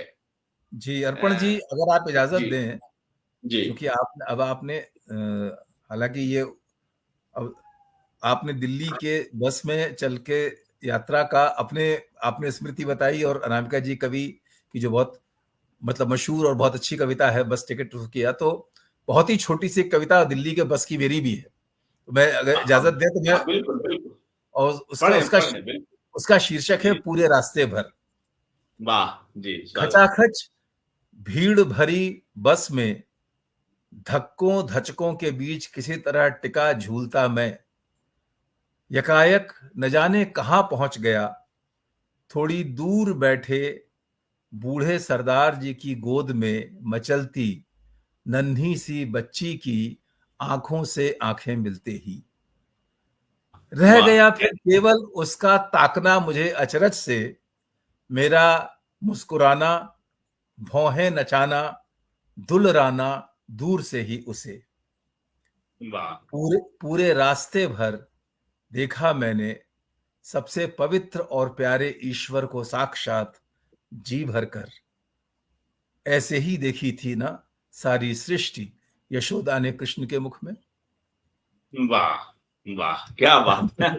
जो दिल्ली की बस का जो चलिए, आपने चलिए। जो ज़िक्र किया, हाँ, तो हाँ। ये कविता जी, वहीं से जी। निकल के आई थी। ऐसा ही एक वाह! अनुभव कि आप जी। ज दबे-कुचे खड़े हैं लेकिन उसके बीच हाँ, में हाँ। जी, जी जी, जी। हाँ, वात्सल्य जब हमारे भीतर जब है, सचमुच में है और गहराई से है, स्नेह के भाव हैं, राग हैं, तो हर जगह बिखरे पड़े हैं। साहित्य के लिए अवकाश ही अवकाश है। हमारी कलम थक जाएगी, हम थक जाएँगे, विषय नहीं थकेंगे। हालाँकि बशर्ते कि देखिए, हम उस एक चीज़ है अर्पण जी, खुलेपन ढंग से दुनिया को देखें। इस जो जैसे मैंने कहा ना, उनकी कविता है कि सो को किसी के साथ भी सोए कोई साथ में तो भी हम जगते अकेले हैं। तो ये जो एक एक जो मतलब एलिनेशन भी है, जो थोड़ा दूर खड़े हो, रचनाकार होकर नहीं होता है, वो मतलब साथ भी होता है और थोड़ा दूर से देखता भी है, उसका उसका अवलोकन भी करता है। तो जो उनकी जो टोकरी में दिगंत जो संग्रह है, खास तौर से जो कथाएं और थेरियां, जैन साध्वियां, और इनको लेकर जो उन्होंने जो जो पूरा कविता का उनका संसार है। तो आप देखें कि यहाँ वो उस दिशा तक जाती हैं जहाँ ये है कि मतलब मुक्ति की वो एक अवधारणा का एक विकास वहाँ भी है। इसीलिए आप देखें, बिहार से वो आती हैं और बार-बार कविता में आम्रपाली को याद करती हैं, बुद्ध को। आजकल वैसे आप देखें कि बहुत सी जो नई लड़कियाँ हैं कविता लिख रही हैं, ये एक अच्छा पक्ष भी है, और कई बार मुझे डर भी लगता है कि ये कहीं किसी फैशन या मैनरिज्म के तहत तो नहीं हो रहा है कि तथागत आए हैं, बुद्ध आए हैं, या कोई एक आध्यात्मिक का पक्ष है। पर अनामिका जी के यहाँ जिस संवेदना के साथ, जिस तरह एक लगभग वो परकाया प्रवेश करती हैं उन विद्रोहिणी स्त्रियों के जीवन के अंदर, उनकी मानसिकता के अंदर, वो और जिस तरह से उस विद्रोह के उस संघर्ष के सौंदर्य को ले आती हैं सामने, और एक हिम्मत की एक मशाल हमारे हाथ में दे देती हैं, वह भी अपने आप में वो बहुत ज़रूरी है कि उनके वात्सल्य और प्रेम के साथ वह जो वो मशाल जो है, उसका ज़िक्र भी किया जाए। जी, और अब आगे बढ़ते हैं और उनके उपन्यासों पर आपने शुरू में भी कुछ बातें की, तो अब वापस उस पर आते हैं। उनके उपन्यासों के बाबत आप कुछ अपनी बात रखें, आईना साज या और भी जो कुछ उपन्यास आज के लिए आपने सोचे हैं, तो उन पर बात देखिए, रखें। सोचा जी। तो ये था कि उस पर, क्योंकि संयोग है ऐसा कि जो उनका बिल्लू शेक्सपियर बस्तर, पोस्ट बस्तर, लेकिन दुर्भाग्य ऐसा है कि अ, अभी उसको बहुत पहले पढ़ा था, और अ, उसको मैं दोबारा अभी घर घर बदला जगह बदली तो ढूंढ नहीं पाया, और उसको मुझे लगा कि हालांकि एक दिलचस्प बात यह है कि इसका एक अंश जो है वो छपा था एक पत्रिका में, जो शेक्सपियर के 450वीं जयंती पर विशेष अंक आया था, और मेरा भी एक लेख उसमें शेक्सपियर को लेकर था। और अंग्रेजी साहित्य की तो वो तो खैर मतलब विद्वान ही है, बहुत बड़ी। और जब हम लोग शुरू शुरू मिलते थे, आपने कहा था, तो वो बातचीत भी काफी होती, जैसे कि उनको टीएस एलियट पर तो उन्होंने काम किया ही किया है, उनका बड़ा काम है। और शुरू में मुझे याद है कि वो जॉन डन की मेटाफिजिकल पोइट्री की तारीफ वो करती थी, तो मैं थोड़ा थोड़ा सा चिंतित भी होता था, क्योंकि मेरे संग ये है कि मैं सामाजिक सरोकार, मतलब उसका मैं बहुत विश्लेषण या विस्तार नहीं करूंगा, पर सामाजिक सरोकार वाली रचना, धर्मिता, संघर्ष वाली रचना, धर्मिता, इसके साथ एक लंबा रिश्ता रहा है, संगठनात्मक रिश्ता भी रहा है। तो जो ये मेटाफिजिकल मामला है, इसको लेकर थोड़ा सा मैं सशंकित होकर भी देखता था, लेकिन फिर अंततः जब मैंने देखा, और खुद मेरी भी समझ थोड़ी सी बेहतर हुई जीवन की, और उसकी तो समझ में आया, तो अंग्रेजी साहित्य जो है उसको लेकर के शेक्सपियर को जिस तरह से उन्होंने उसमें और आप देखें अंततः उनके उपन्यासों में भी वो करती क्या है, दो तीन चीजें बड़ी मुझे लगता है कि अलग से रेखांकित करने योग्य हैं। वैसे सबसे अधिक मुझे आपने बताया भी था कि आईना साज पर काफी बात हुई है। अब संयोग से मेरे पास भी सबसे अधिक, क्योंकि आईना साज पर मैंने दिल्ली में रहते हुए गोष्ठियों में चर्चा भी की थी, कुछ नोट्स भी बनाए थे, कुछ बातें हैं जो मेरे पास कहने के लिए, शायद आपने भी वो ऑलरेडी कह भी दी होंगी, तो हो सकता है कुछ दोहराव भी हो जाए। पर जो एक चीज ये है कि जो उनका जो खासतौर से 3 उपन्यासों का जिक्र मैं यहाँ करूंगा, ये 10 द्वारे का पिंजरा, और तिनका तिनके पास, और उसके बाद आईना साज। तो खासतौर से 10 द्वारे का पिंजरा और आईना साज में अगर आप देखें कि एक अतीत के आख्यान से, अतीत के व्यक्तित्वों से, और यह बात मैंने आईना साज के संदर्भ में भी सोची और कही थी।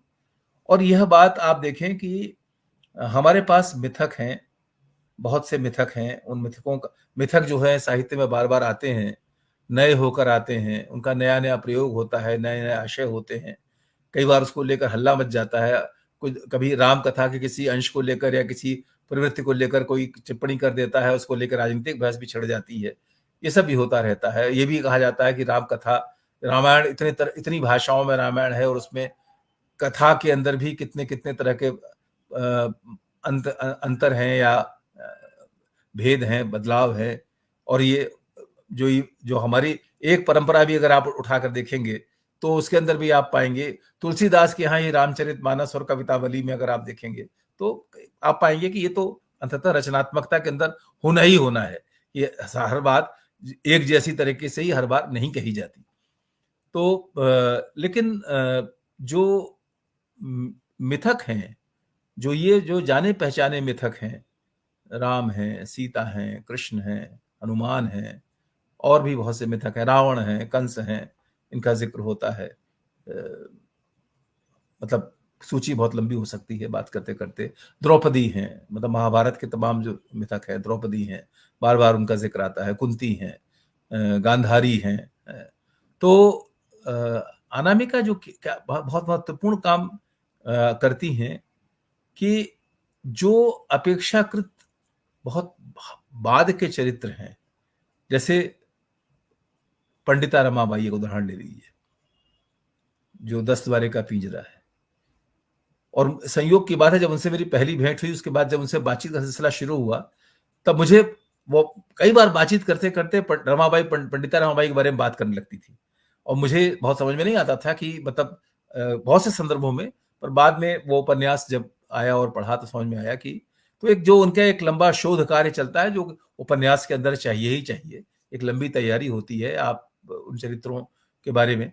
लेकिन पंडिता रमाबाई हो या फिर जैसे आईना साज में अमीर खुसरो हैं, तो इन लोगों को भी वो एक मिथक की तरह भी हमारे सामने लाती हैं। और मतलब ये एक बहुत ही स्वागत योग्य बात है कि हम ऐसे आधुनिक चेतना संपन्न, ऐसे समरसता बनाने वाले, ऐसे समता की दिशा में ले जाने वाले, ऐसे स्नेह और जोड़ने वाले इतिहास पुरुषों या स्त्रियों की चर्चा करके साहित्य में उन्हें इस तरह लाएं कि वो मिथक बने। जैसे एक मतलब बिल्कुल मैं आपको उदाहरण के रूप में बात करूंगा कि किस तरह से आधुनिक साहित्य में, ऐसा नहीं कि ये हुआ ही नहीं है, शरद चंद्र का उपन्यास है देवदास। देवदास अंततः क्या है? नायक का नाम है। जो उस उपन्यास के नायक का नाम देवदास है, उसका नाम कुछ और भी हो सकता था, पर बहरहाल वो देवदास है। और देवदास की एक कथा है जो घटती है और दुखांत घटना घटती है, पर वह इस कदर लोकप्रिय हुआ, उपन्यास भी और बाद में बनी फिल्में भी, कि आप देखें कि तुम बड़े देवदास बने घूम रहे हो। यानी देवदास शब्द का अर्थ एक नाम नहीं रह गया, देवदास शब्द का अर्थ एक प्रवृत्ति में बदल गया, देवदास एक मिथक बन गया। और मैंने जीवन में बहुत ज्यादा लोगों का नाम देवदास, ऐसा नहीं कि किसी का नहीं होता होगा, लेकिन ज्यादा लोगों का देवदास सुना नहीं है।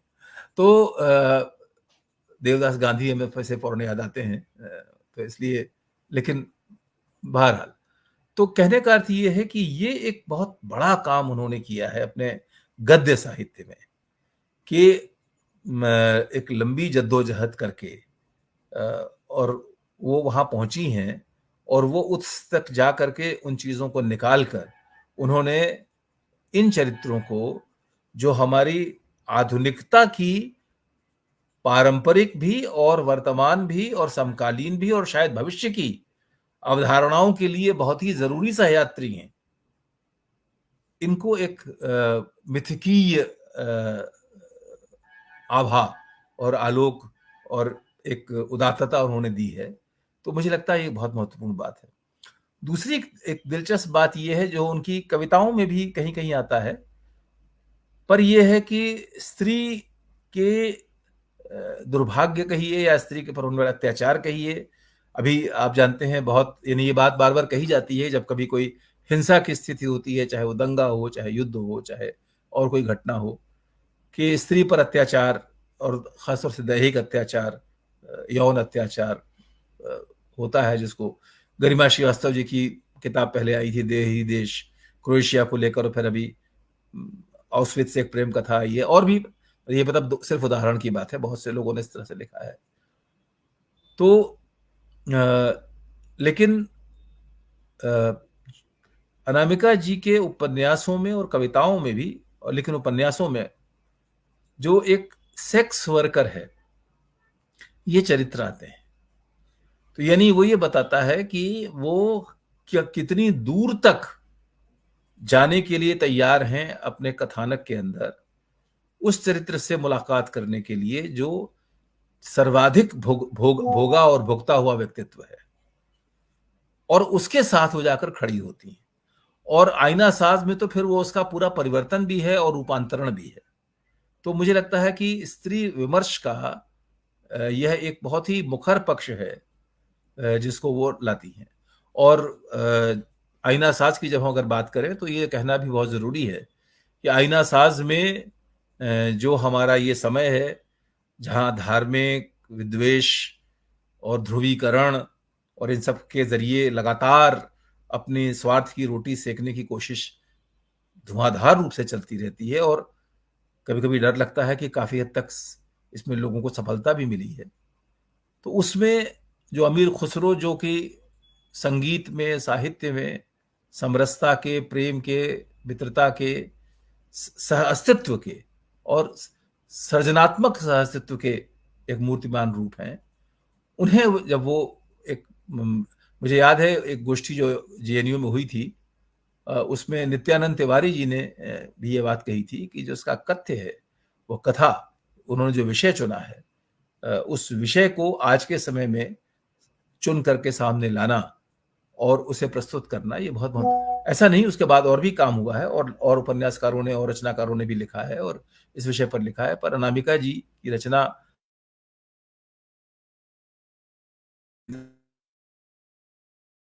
और ऐसे चरित्रों को सामने लाकर एक मिथकीय उदात्तता के साथ सामने लाती हैं, तो वो कहीं ना कहीं हमारे यहाँ, जैसे उदाहरण के लिए अगर आप देखें, मैं एक उदाहरण देना चाहूंगा, नरेंद्र कोहली जी की रचनाओं के बारे में बहुत लोग जानते हैं, बात करते हैं, और मैं बहुत ज्यादा सहमत नहीं महसूस करता अपने आप को, पर रांगिए राघव का एक उपन्यास है देवकी का बेटा, जिसमें वो कृष्ण की सामूहिक गतिविधियों को का जिक्र करते हैं।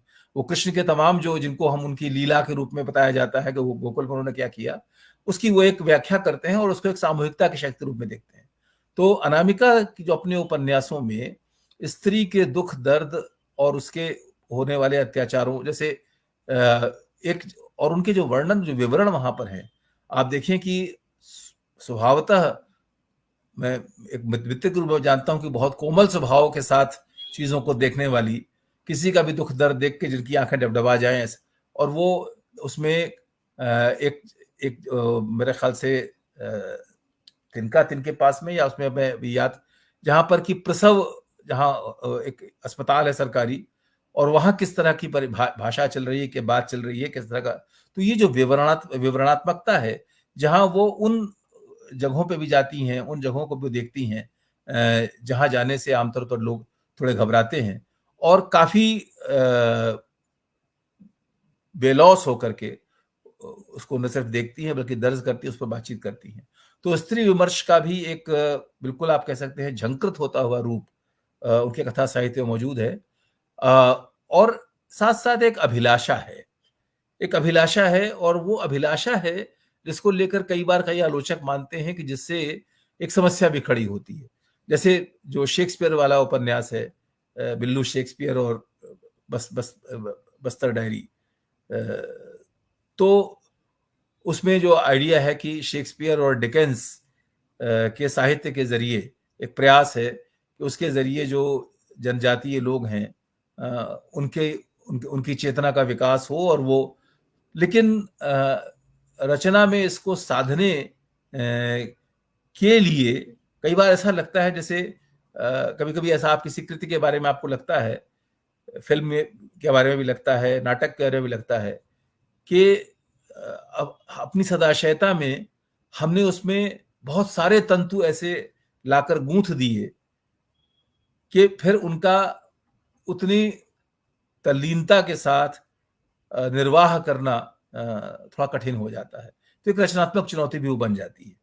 तो लेकिन ये है कि वो बार बार उनकी थीम लौट कर आती है, जहां वो इस अत्याचार, यातना, विषमता और भेदभाव के संघर्ष के लिए शिक्षा को, मतलब वो आप देखें कि एक मूल संदेश निकल कर ये आता है कि वो शिक्षा हो, और वो शिक्षा अच्छी शिक्षा, कैसी शिक्षा हो, मतलब वो जो शिक्षा आजकल जिस शिक्षा की बात है, एम्प्लॉयबिलिटी वाला ही मामला न रहे कि आप नौकरी करने लायक बन जाएं और कुछ तनख्वाह कमाने लायक बन जाएं और रोजी रोटी कमा कर या जीडीपी बढ़ाने वाले बन जाएं, बल्कि ये है कि एक मनुष्य बनाने वाली शिक्षा, बेहतर मनुष्य, उसके जरिए फिर ये है कि आप अपना कर्तव्य भी समझें, अपने अधिकार भी बूझें और उस तरह से आगे बढ़ें। तो उनकी कथा, जो उपन्यासों की बात जब हम कर रहे हैं, तो उसमें जिस तरह से ये थीम बार बार लौट कर आती है, इसीलिए उसमें प्रोफेसर आते हैं, वो खुद भी प्रोफेसर है, और साथ साथ आईना साज में तो आप जानते हैं कि उसमें तो वो फिर वो एक यानी यहाँ भी स्थिति आती है कि अलग अलग धर्म के लोग हैं और वो दंपति हैं। तो लेकिन मुझे लगता है कि ये उनकी जब कथा साहित्य की बात होगी तो मोटे तौर पर ये होगा। और दूसरी बात मैं जो कहना चाहता हूं कि जो चूंकि उनका कविता पक्ष है, ये बात कही भी गई है कि वो अंततः एक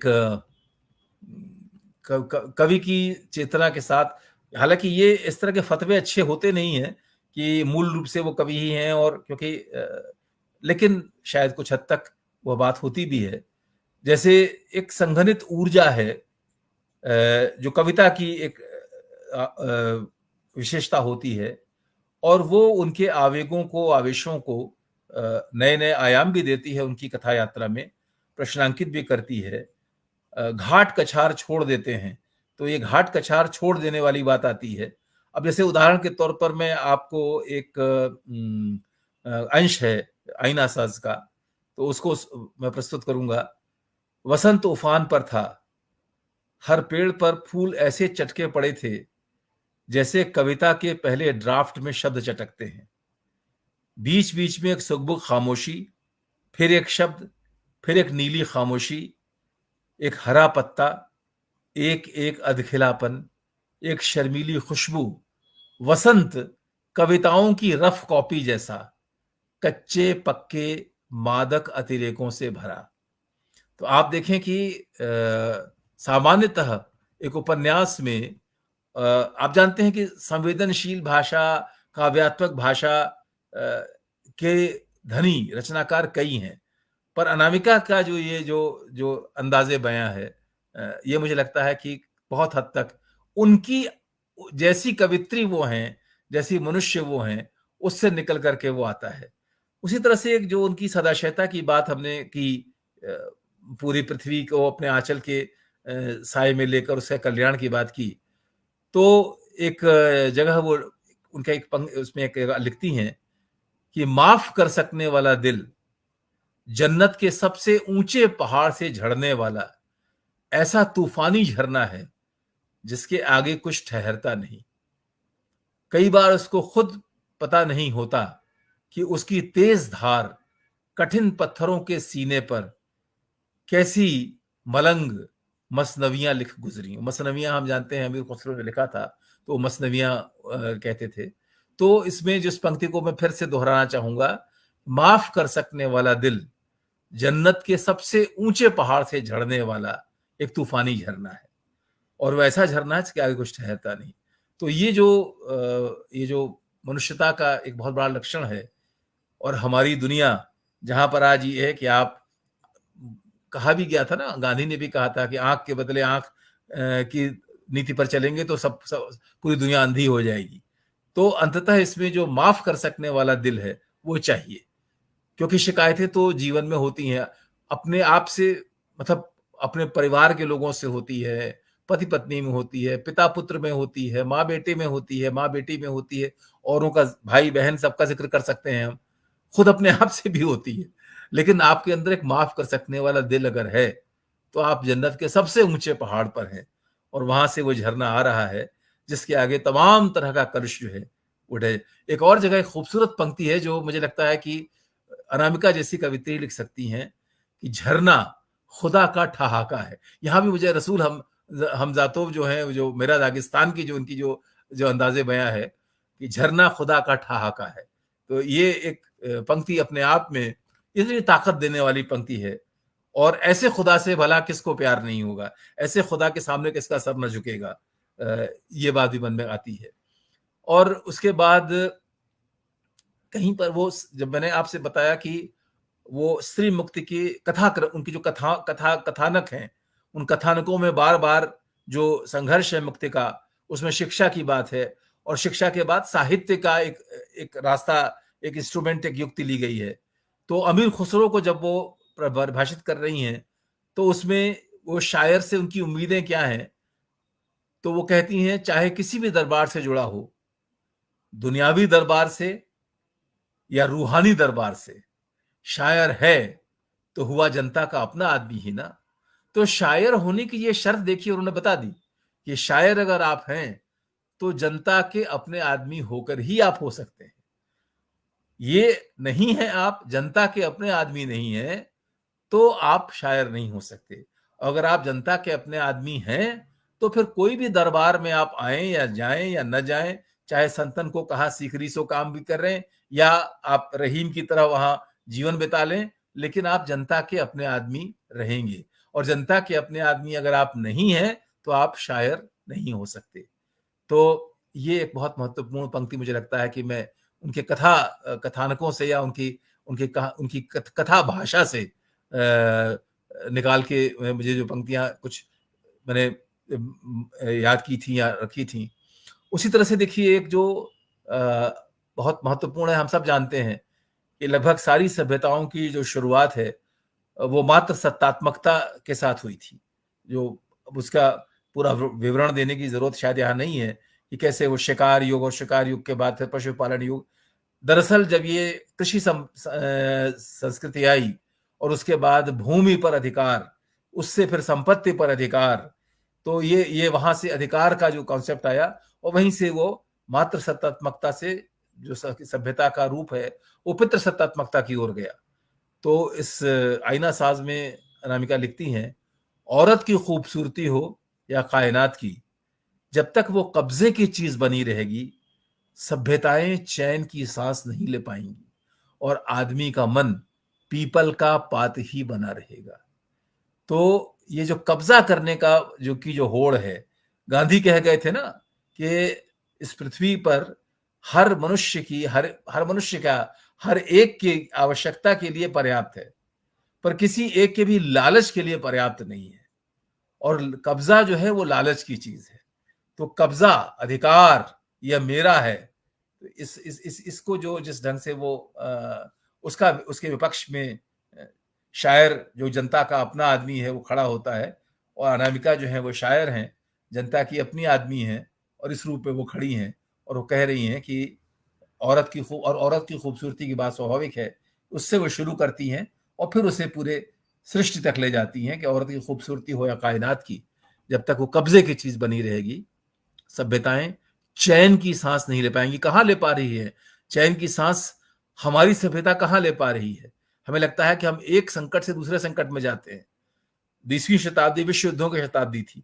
अब विश्व युद्ध घोषणा नहीं हो रही, पर यह है कि युद्ध जो है, और अब हम जानते हैं कि युद्ध के उपकरण ऐसे हो गए हैं कि बिना विश्व युद्ध के, मतलब भयानक रूप से चीजें विनाशकारी हो सकती हैं और कई बार हो रही हैं।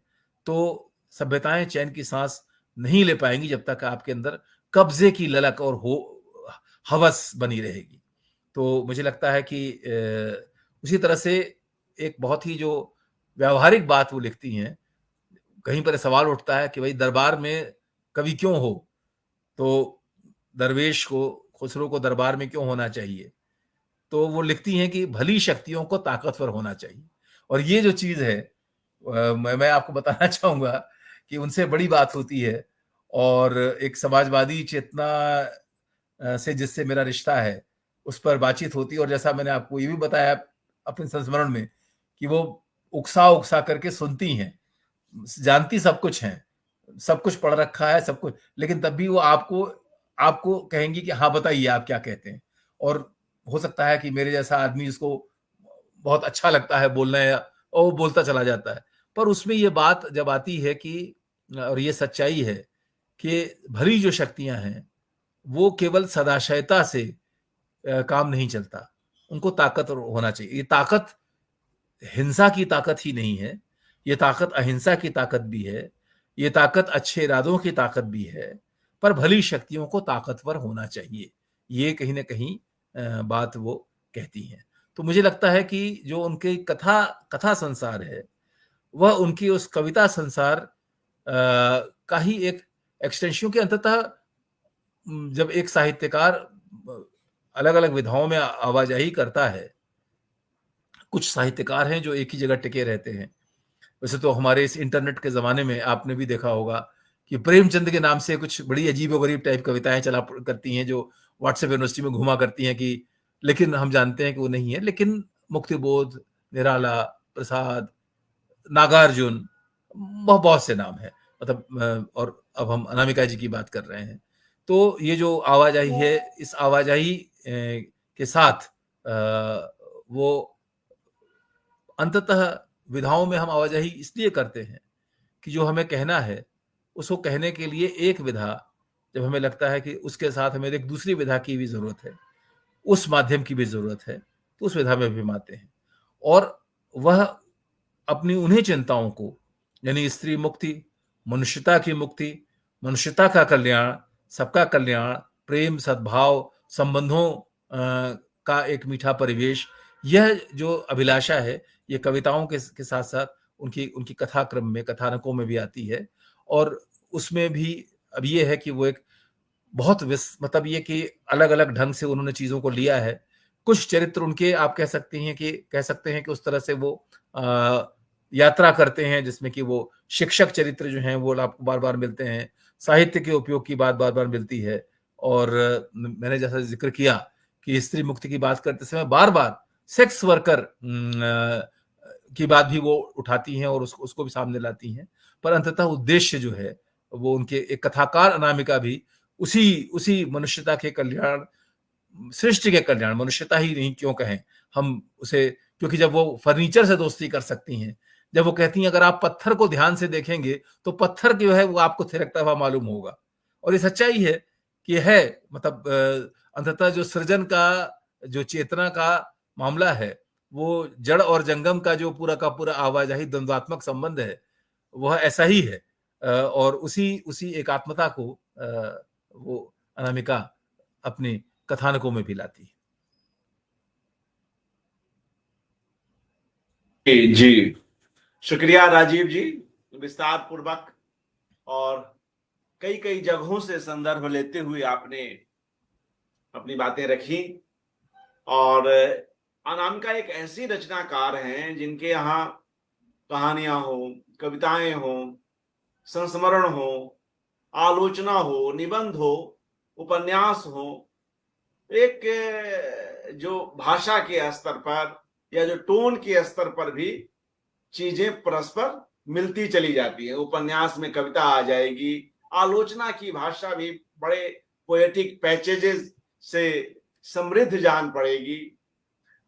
कविताओं में कई संदर्भ आ जाएंगे, लोक के भी, पुस्तकों के भी, और वे लोक, वे शास्त्र न सिर्फ भारत के बल्कि बाहर भी। तो आख्यान आ जिस तरह जाएंगे, से विवरण आ जाएंगे। हाँ, बड़े आख्यान आख्यान की बात आप शुरू से कर ही रहे हैं, आख्यान मूलक जो कविताएं हैं उनकी, या जो जिस तरह से वे बर्ताव करती हैं मिथकों के साथ अपने उपन्यासों में, तृणधरी ओट हो, या जो बाद में जिन चरित्रों को, जो पंडिता रमाबाई तो एक ऐतिहासिक चरित्र हैं जिस पर उन्होंने दो दो उपन्यास, दरअसल वे उसी एक दूसरे के भाग जैसे ही हैं और पूरक ही हैं। 10 द्वारे का पिंजरा और तिनका तिनके तिनका पास, तिनके द्वार दरअसल पे। वह ट्रायोलॉजी के रूप में ये उपन्यास आने थे, मगर 2 पे वे रुक गई। उसकी भी बात उन्होंने अपनी पूर्ववर्ती कड़ी में की ही थी विस्तार से, तो यहाँ उसकी चर्चा नहीं करूंगा। तो अब हम लोग जिस तरह से आपके लिए आज की इस कड़ी को डिजाइन किया था कि अब कुछ विमर्श मूलक बातचीत करते हुए उनकी कुछ जो आलोचना की है, जो निबंधों के माध्यम से जिस तरह के विमर्श उठाती हैं, उठाती रही हैं, तो इसके लिए भी उनकी काफी चर्चा होती है। और कई जगहों पर वे इसलिए भी बुलाई जाती हैं, कई जगहों पे वे कविता पाठ के लिए बुलाई जाती हैं, कई जगहों पे उपन्यासों के संदर्भ में बुलाई जाती हैं, कई जगहों पर बतौर आलोचक, बतौर विमर्शकार भी बुलाई जाती हैं। हिंदी और अंग्रेजी दोनों ही भाषाओं में कई किताबें हैं आलोचना की। तो उस पर बात करते हुए फिर हम लोग इस कार्यक्रम को विराम देंगे। राजीव जी। जी, मुझे लगता है कि मुझे वो दोहराना पड़ेगा, और मैं पहले यहाँ पर स्वीकारोक्ति भी कर लूं कि जिस जिस जिस रुचि के साथ अभी इस कार्यक्रम के लिए जो समय जितना मुझे मिल पाया, आप जानते हैं जो हमारी आपकी बातचीत हुई, तो बहुत अवसर नहीं मिला कि मैं बहुत भीतर तक वापस जा सकूं। पर जो अंततः जो उनके जो पुस्तकों के शीर्षक हैं, कविता में औरत जैसे उनकी एक बहुत प्रसिद्ध रचना है, एक किताब है। तो वो उसमें देखिए वो खुद कहती हैं कि गिने चुने प्रतिनिधि महिला चरित्रों के विकास का हवाला देकर ये जताने की कोशिश नहीं की जानी चाहिए कि स्त्रियां अब तो हाशिए पर नहीं रहीं। तो ये जो बात है कि जो एक जगह उन्होंने एक कविता में वो ये भी लिखती हैं, कविता में भी ये बात आती है, चूंकि वो बात उसका आलोचना में विस्तार भी करती है वो, जिसमें वो इस प्रवृत्ति का भी उन्होंने इस प्रवृत्ति का भी जिक्र किया है कि यदि कोई स्त्री लिख रही है और चर्चित हो रही है और उसकी रचनात्मकता को मान सम्मान मिल रहा है, तो ऐसे लोगों की कमी नहीं जो उसके साथ फूहड़ ढंग से उसका उपहास करना न शुरू कर दें, और ये तक बताना न शुरू कर दें कि किसी विशेष उसके स्त्री होने के कारण, उसके सुंदर होने के कारण, उसके संबंधों के कारण, किसी संपादक विशेष की कृपा होने के कारण, है ना, ये जो यानी पुरुषों की दया माया के कारण आप कह सकते हैं उन्हें मान सम्मान मिल रहा है। तो ये जो उनका स्वाभिमान जो है, इसीलिए वो अपने स्त्री विमर्श में इस बात, और मैं यहाँ एक बात कहना चाहूंगा कि जो मैंने जिक्र किया था नासिरा जी का, जब उन्होंने कहा था कि मैं स्त्री और पुरुष की लड़ाई के तौर पर नहीं देखती, तो अनामिका जी का जो पूरा स्त्री विमर्श है, अगर मैं अपना जो उससे जो उसको पढ़ करके और उसमें मैं ये जोड़ दूं कि उनसे जो बातचीत भी होती रही है, उस बातचीत की रोशनी में भी जब उनके स्त्री विमर्श को जब मैं याद करता हूं, तो उसका अभीष्ट क्या है? मतलब स्त्री के दुख दर्द, स्त्री की कष्ट, उसकी पूरी, जैसे हम मार्क्स की भाषा में अगर बात कहें कि ऐतिहासिक भौतिकवाद जो कहते थे कि आप इतिहास की पूरी परंपरा में देखते हुए चीजों को, ऐतिहासिक भौतिकवाद और द्वंद्वात्मक भौतिकवाद, ये जो दो शब्द इस्तेमाल होते थे, मुझे लगता है कि अनामिका जी, इसमें भी बहुत मजेदार बात है कि अनामिका जी ये भी सब जानती पहचानती हैं, पर फिर भी वो सवाल पूछेंगी, वो इस सवाल पूछ लेती है, अच्छा इसमें किस तरह हुआ। लेकिन मुझे लगता है कि देखिए, जो उनका अभीष्ट है स्त्री विमर्श का, वो भी उनके कवि और कथाकार की तरह अधिक समरस, अधिक न्यायपूर्ण और समतापूर्ण विश्व की रचना है। और उसके लिए जो वे एक अनिवार्य चीज मानती हैं कि जो स्त्री पुरुष संबंध है, उसमें जो असंतुलन है, ऐतिहासिक रूप से असंतुलन है। और अर्पण जी, आप भी इस बात को शायद, मुझे लगता है, मैं अपने तौर पर तो कह सकता हूं कि बहुत पढ़ा लिखा है, बहुत सोचा है, अपने लिखने में और अपने बोलने में, मतलब हमेशा ये मान के चला हूं, ये बात भी मैं दोहरा उल्लेख कर चुका हूं कि 2 बेटियों का पिता हूं, और इस बात का गर्व है मुझे कि मैं बेटियों का पिता हूं। और अगर कभी कोई सवाल भारतीय परंपरा में पूछ ही लेता है कि आपको बेटे की चाह नहीं रही, तो हम कह देते हैं कि नहीं, वास्तव में हमें नहीं लगा कभी कि हमें बेटा होना चाहिए। पर इसके बावजूद ऐसा नहीं कि मेरे भीतर वो सामंतवादी, परंपरावादी पुरुष बिल्कुल नहीं है, वो है। और अनामिका जी का जो स्त्री विमर्श है, वो मुझे लगता है कि वो ये अपील करता हुआ विमर्श है कि एक बेहतर पुरुष बने। यानी वो एक, जिस तरह से हम लोगों ने बात की उनकी बहनापे की और सहेलीपन की, ठीक है, उसी तरह से मुझे लगता है कि वो एक, जिसके अंदर एक अच्छा सखा होने का गुण हो, ऐसा पुरुष संसार को चाहिए, ऐसे पुरुष संसार को चाहिए, या पुरुष को उस दिशा में जाना है। तो जो उनका स्त्री विमर्श है, वो अंततः स्त्रियों के अपने संघर्ष के बिंदुओं को रेखांकित करते हुए अंततः इसी दिशा में आता है कि कोई तलवार चलाकर काट पीट नहीं करनी है, बल्कि, और इस बात के प्रति उनकी आशा भी है, बार बार निराशाएं भी उन्होंने झेली होंगी।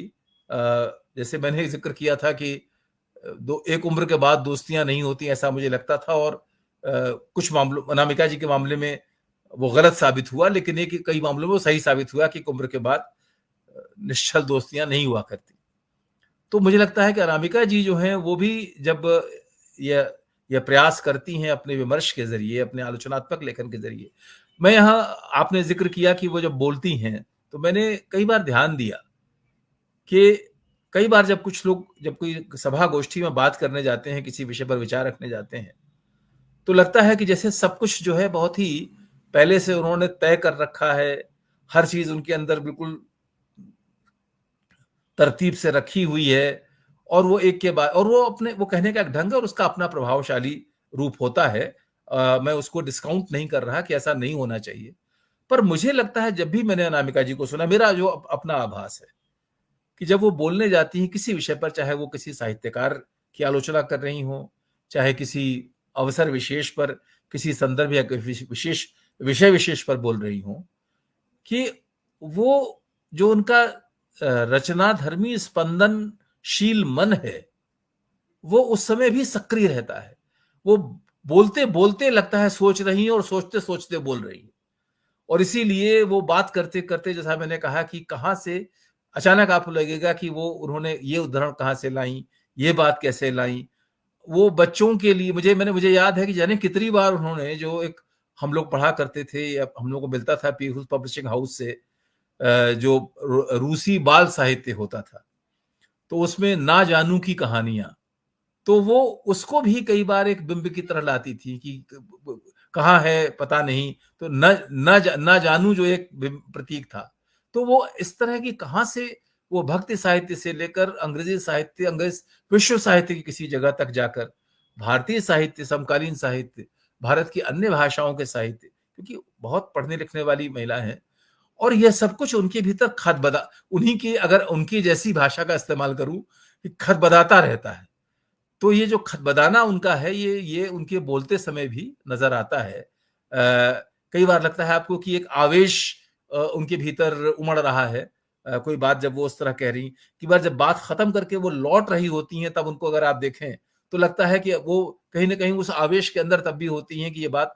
और कई बार, लेकिन उसके साथ साथ उसमें कभी वो विनोद ले आएंगी, कभी कुछ इस तरह की चीज ले आएंगी, लेकिन वह कोई बहुत पूर्व निर्धारित, तयशुदा और एक खास प्रभाव को रचने की दृष्टि से तैयार शुदा ढंग से चीजें नहीं होती, बल्कि वो उनका मैं कहूंगा कि जैसे मैं अगर एक और उदाहरण लेना चाहूं, कहा जाता है कि सज्जित रे और ऋत्विक घटक, ये जो दो महान फिल्मकार हम हमारे समय के हुए, तो सज्जित रे के साथ ये था कि जब वो फिल्म का दृश्य लेने वाले होते थे तो स्केचिंग भी करते थे, वो बहुत कई विधाओं के पारंगत थे, और सज्जित रे के पास लगभग पूरा उनका जो दृश्य था वो पहले से तय कर लिया जाता था, उसके वो स्केचेस बना लेते थे, उसका पूरा वो कर लेते थे, पूरी तैयारी होती थी, और इसलिए वो काम बहुत उस ढंग से, उनकी पूरी कल्पनाशीलता, पूरी रचना धर्मिता। और ऋत्विक घटक के साथ कहते हैं कि वो किस क्षण क्या नया उनके दिमाग में आ जाए, पूरी सोची हुई चीज को उलट दें, पलट दें, कुछ नया ढंग से कर दें। तो अनामिका जी जब बोलती हैं तो मुझे कई बार ऐसा लगता है कि वो ऋत्विक घटक पन जो है वो मुझे कुछ कुछ उनके बोलने में नजर आता है। और भी ऐसे लोग हमारे समय में हैं, नाटक की दुनिया में कुछ लोगों को मैं जानता हूँ। रंजीत कपूर का जिक्र किया, मुझे अभिनेता बताते थे कि रंजीत कपूर का जो पहला शो होता है वो उनका सच पूछे तो ग्रैंड रिहर्सल होता है, क्योंकि उसके बाद वो क्या क्या बदलाव नहीं कर देंगे पता नहीं। तो अनामिका जी जो हैं वो कभी भी किसी जगह ठहर नहीं जाती, और ये उनके स्त्री विमर्श की या उनके आलोचनात्मक लेखन की भी विशेषता है। और दूसरी बात जो मैं कहना चाहूंगा, कि निरंतर वो बहुत गंभीरता से और बहुत विनम्रता के साथ नई चीज, मतलब किसी ने क्या कहा, मान लीजिए किसी गोष्ठी में, ये मैं आपने संस्मरणों के साथ साथ मिलाकर कह रहा हूं, कोई ऐसी गोष्ठी है जहां मान लीजिए कि वो नहीं गई और मैं गया, और बाद में हमारी मुलाकात हुई और बात होने लगी और चर्चा चली कि ऐसी ऐसी वो गोष्ठी हुई थी, तो वो पूछेंगे उसने क्या कहा, किसने क्या कहा, सबसे अच्छा कौन बोला, उन्होंने क्या कहा, और बहुत गहराई से, बहुत ध्यान से, बहुत जिसे कहते हैं मन लगा के तल्लीनता से वो उसको सुनेंगी, फिर कुछ कहेंगी उसके बारे में। तो ये जो विनम्रता है, ये उनके आलोचनात्मक लेखन को भी, स्त्री विमर्श को भी, प्रतिरोध की सारी ज्वाला के बावजूद उसके अंदर अंततः वह मतलब ठंडापन नहीं कहूंगा मैं, वो शीतलता जो है, जो वो शीतलता जो प्रेम की शीतलता है, जो स्निग्ध चांदनी की शीतलता है, ऐसा संसार जो हम चाहते हैं जहां पर कि हम सखा भाव से, प्रेम भाव से, मित्र भाव से रह सकें, कोई किसी के अधिकारों का अतिक्रमण न करे, कोई किसी पर वर्चस्व न दिखाए, कोई किसी को दबाए और कुचले नहीं, कोई किसी का शोषण न करे, ऐसे ही स्त्रियां चाहिए और ऐसे पुरुष चाहिए। और उनका जो वैचारिक लेखन है, क्योंकि यह बात वो उनकी कविता में भी है, ये बात उन अंततः निबंध में क्या होता है, आप उस उन स्थापनाओं, उन अवधारणाओं को ज्यादा स्पष्ट रूप से, तार्किक रूप से कहते हैं, क्योंकि कहानी में तो आपको उसको कथा सूत्र में गूंथ कर लाना है, कविता में काव्यात्मक संवेदना के साथ लाना है, पर जब आप निबंध लिख रहे हैं या आलोचना लिख रहे हैं या विमर्श के अंदर जा रहे हैं, तो अपेक्षाकृत आप ज्यादा सीधे सीधे उस कथा वस्तु का या उस विषय वस्तु का विकास कर सकते हैं। तो मुझे लगता है कि उनकी जो रचना, आलोचनात्मक और विमर्शात्मक जो उनका अवदान है, उसका भी स्वप्न वही है, एक बेहतर, अधिक न्यायपूर्ण, अधिक तर्कसंगत, अधिक सखा और प्रेम भाव से भरा हुआ संसार रचना।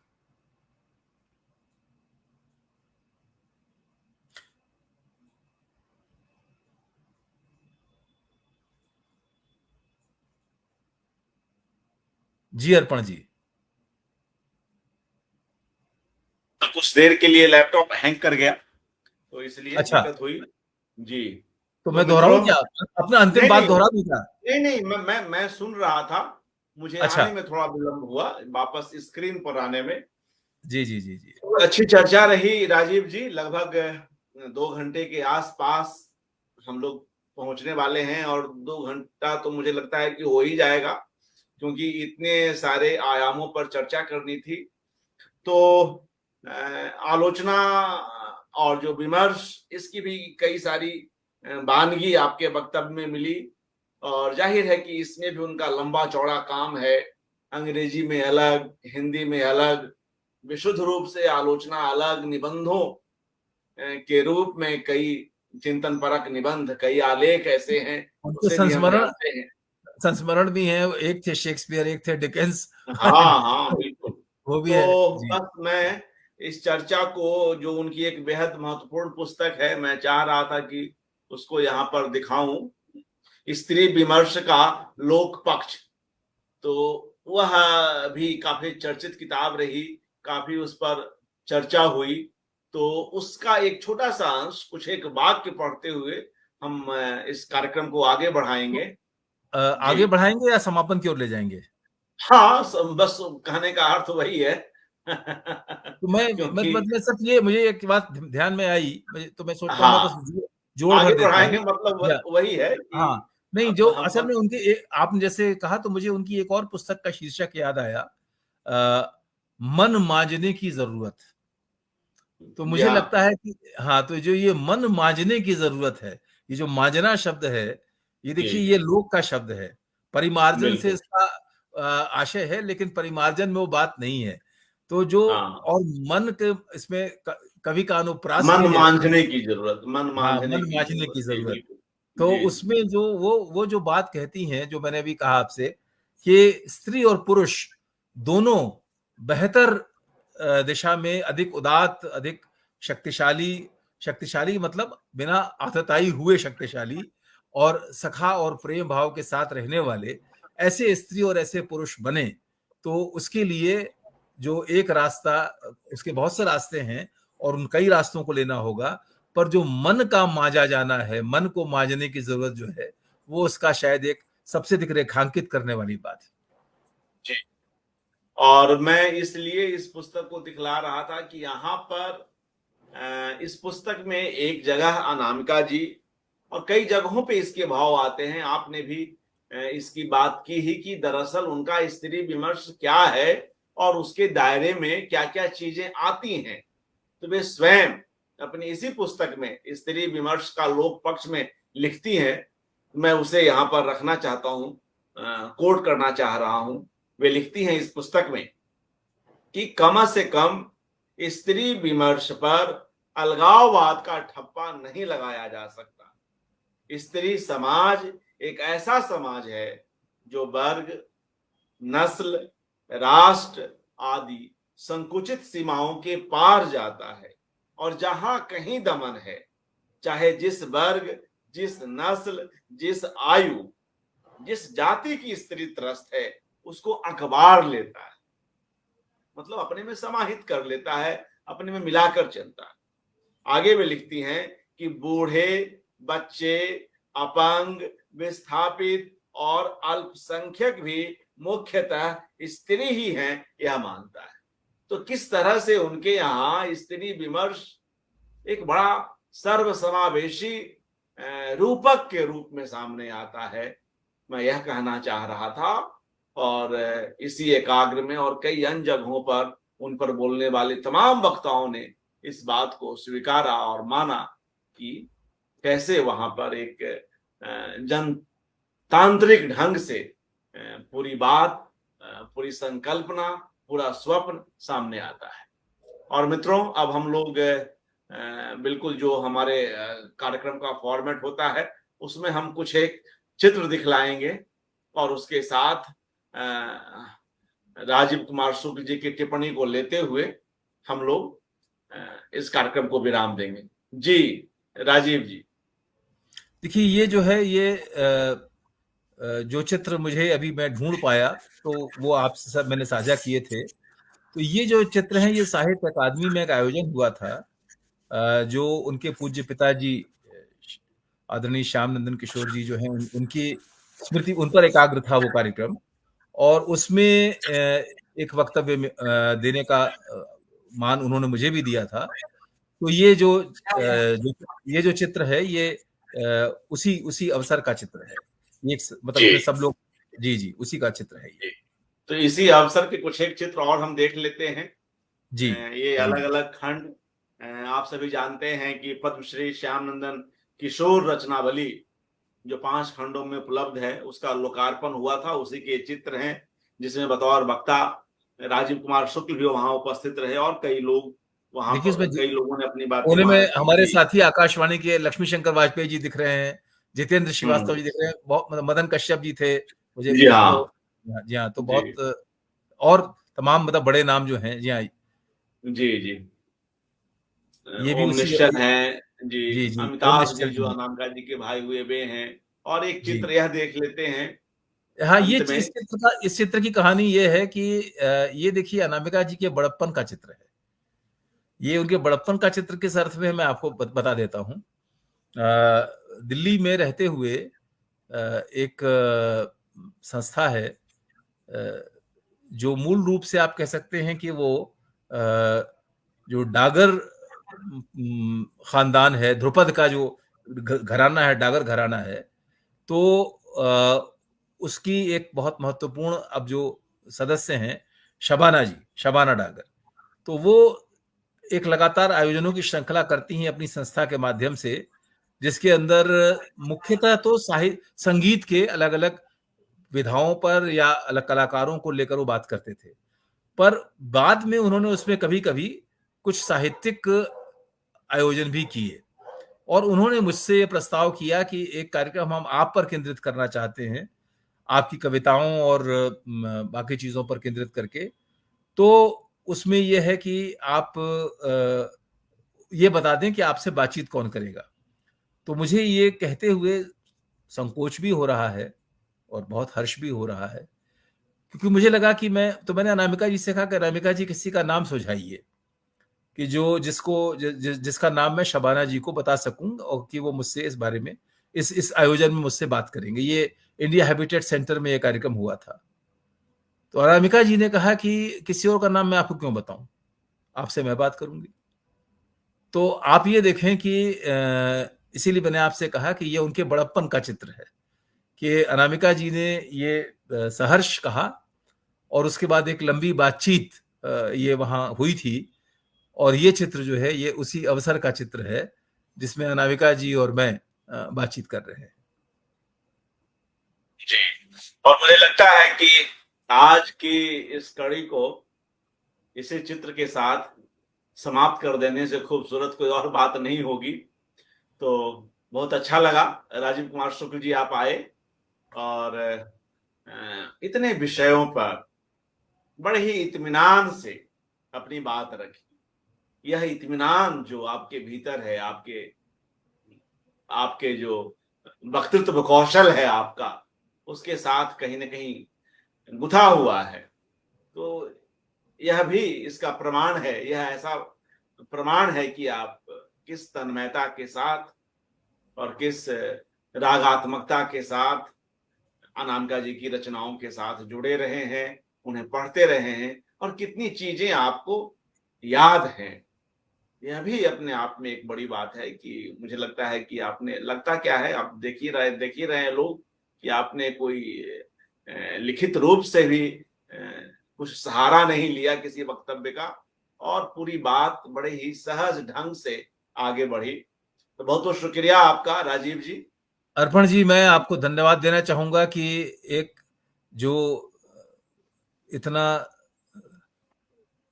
सुंदर जो रिश्ता है, एक ऐसी दोस्ती जो लगभग 2 दशक पुरानी हो चली और जिसने मुझे बहुत सींचा और सहारा दिया है। और जहाँ ये लगता है, क्योंकि उम्र में एक दौर आता है जब आपके बहुत से पुराने साथी मित्र जो होते हैं वो छूट जाते हैं, तो मित्र से बढ़कर कोई ऐसा व्यक्तित्व नहीं होता जिसके साथ होकर आप अपने दिल की बात कहें, सुने और ताकत महसूस करें। तो अनामिका जी के साथ, उनके साहित्य के साथ वो रिश्ता है, उनके व्यक्ति के साथ भी वो रिश्ता है, और इस कार्यक्रम के बहाने उनके साहित्य में फिर से उसके साथ दो चार होने का कुछ, और साथ साथ अपनी उन स्मृतियों में लौटने का अवसर आपने दिया। इसके लिए अर्पण जी मैं बहुत आभारी हूँ। मन बहुत भीगा हुआ है, बहुत अच्छा लग रहा है। बहुत बहुत धन्यवाद आपका। जी जी, शुक्रिया आपका राजीव जी। हमारे साथ स्वयं अनामिका जी भी जुड़ी हुई हैं, वे इस कार्यक्रम को देख रही हैं। इंदु चौबे जी, सोहन लाल जी, चेतन जी, ऋत्विक भारतीय, कस्तूरका मिश्र जी, पेरियल रवि जी, शिवदयाल जी, मल्लिकार्जुन जोशी जी, अंशुमती जी, पूनम सिंह जी, कस्तूरका मिश्र जी और तमाम दूसरे मित्रगण सब लोग देख रहे हैं। सभी का हार्दिक आभार। अनामिका जी पर यह एकाग्र जारी है। हम पुनः मिलते हैं। नमस्कार, धन्यवाद। मैं अनामिका जी से मैं कह देता हूँ, अगली बार मिलेंगे तो फिर गप करेंगे। जी जी जी जी, शुक्रिया।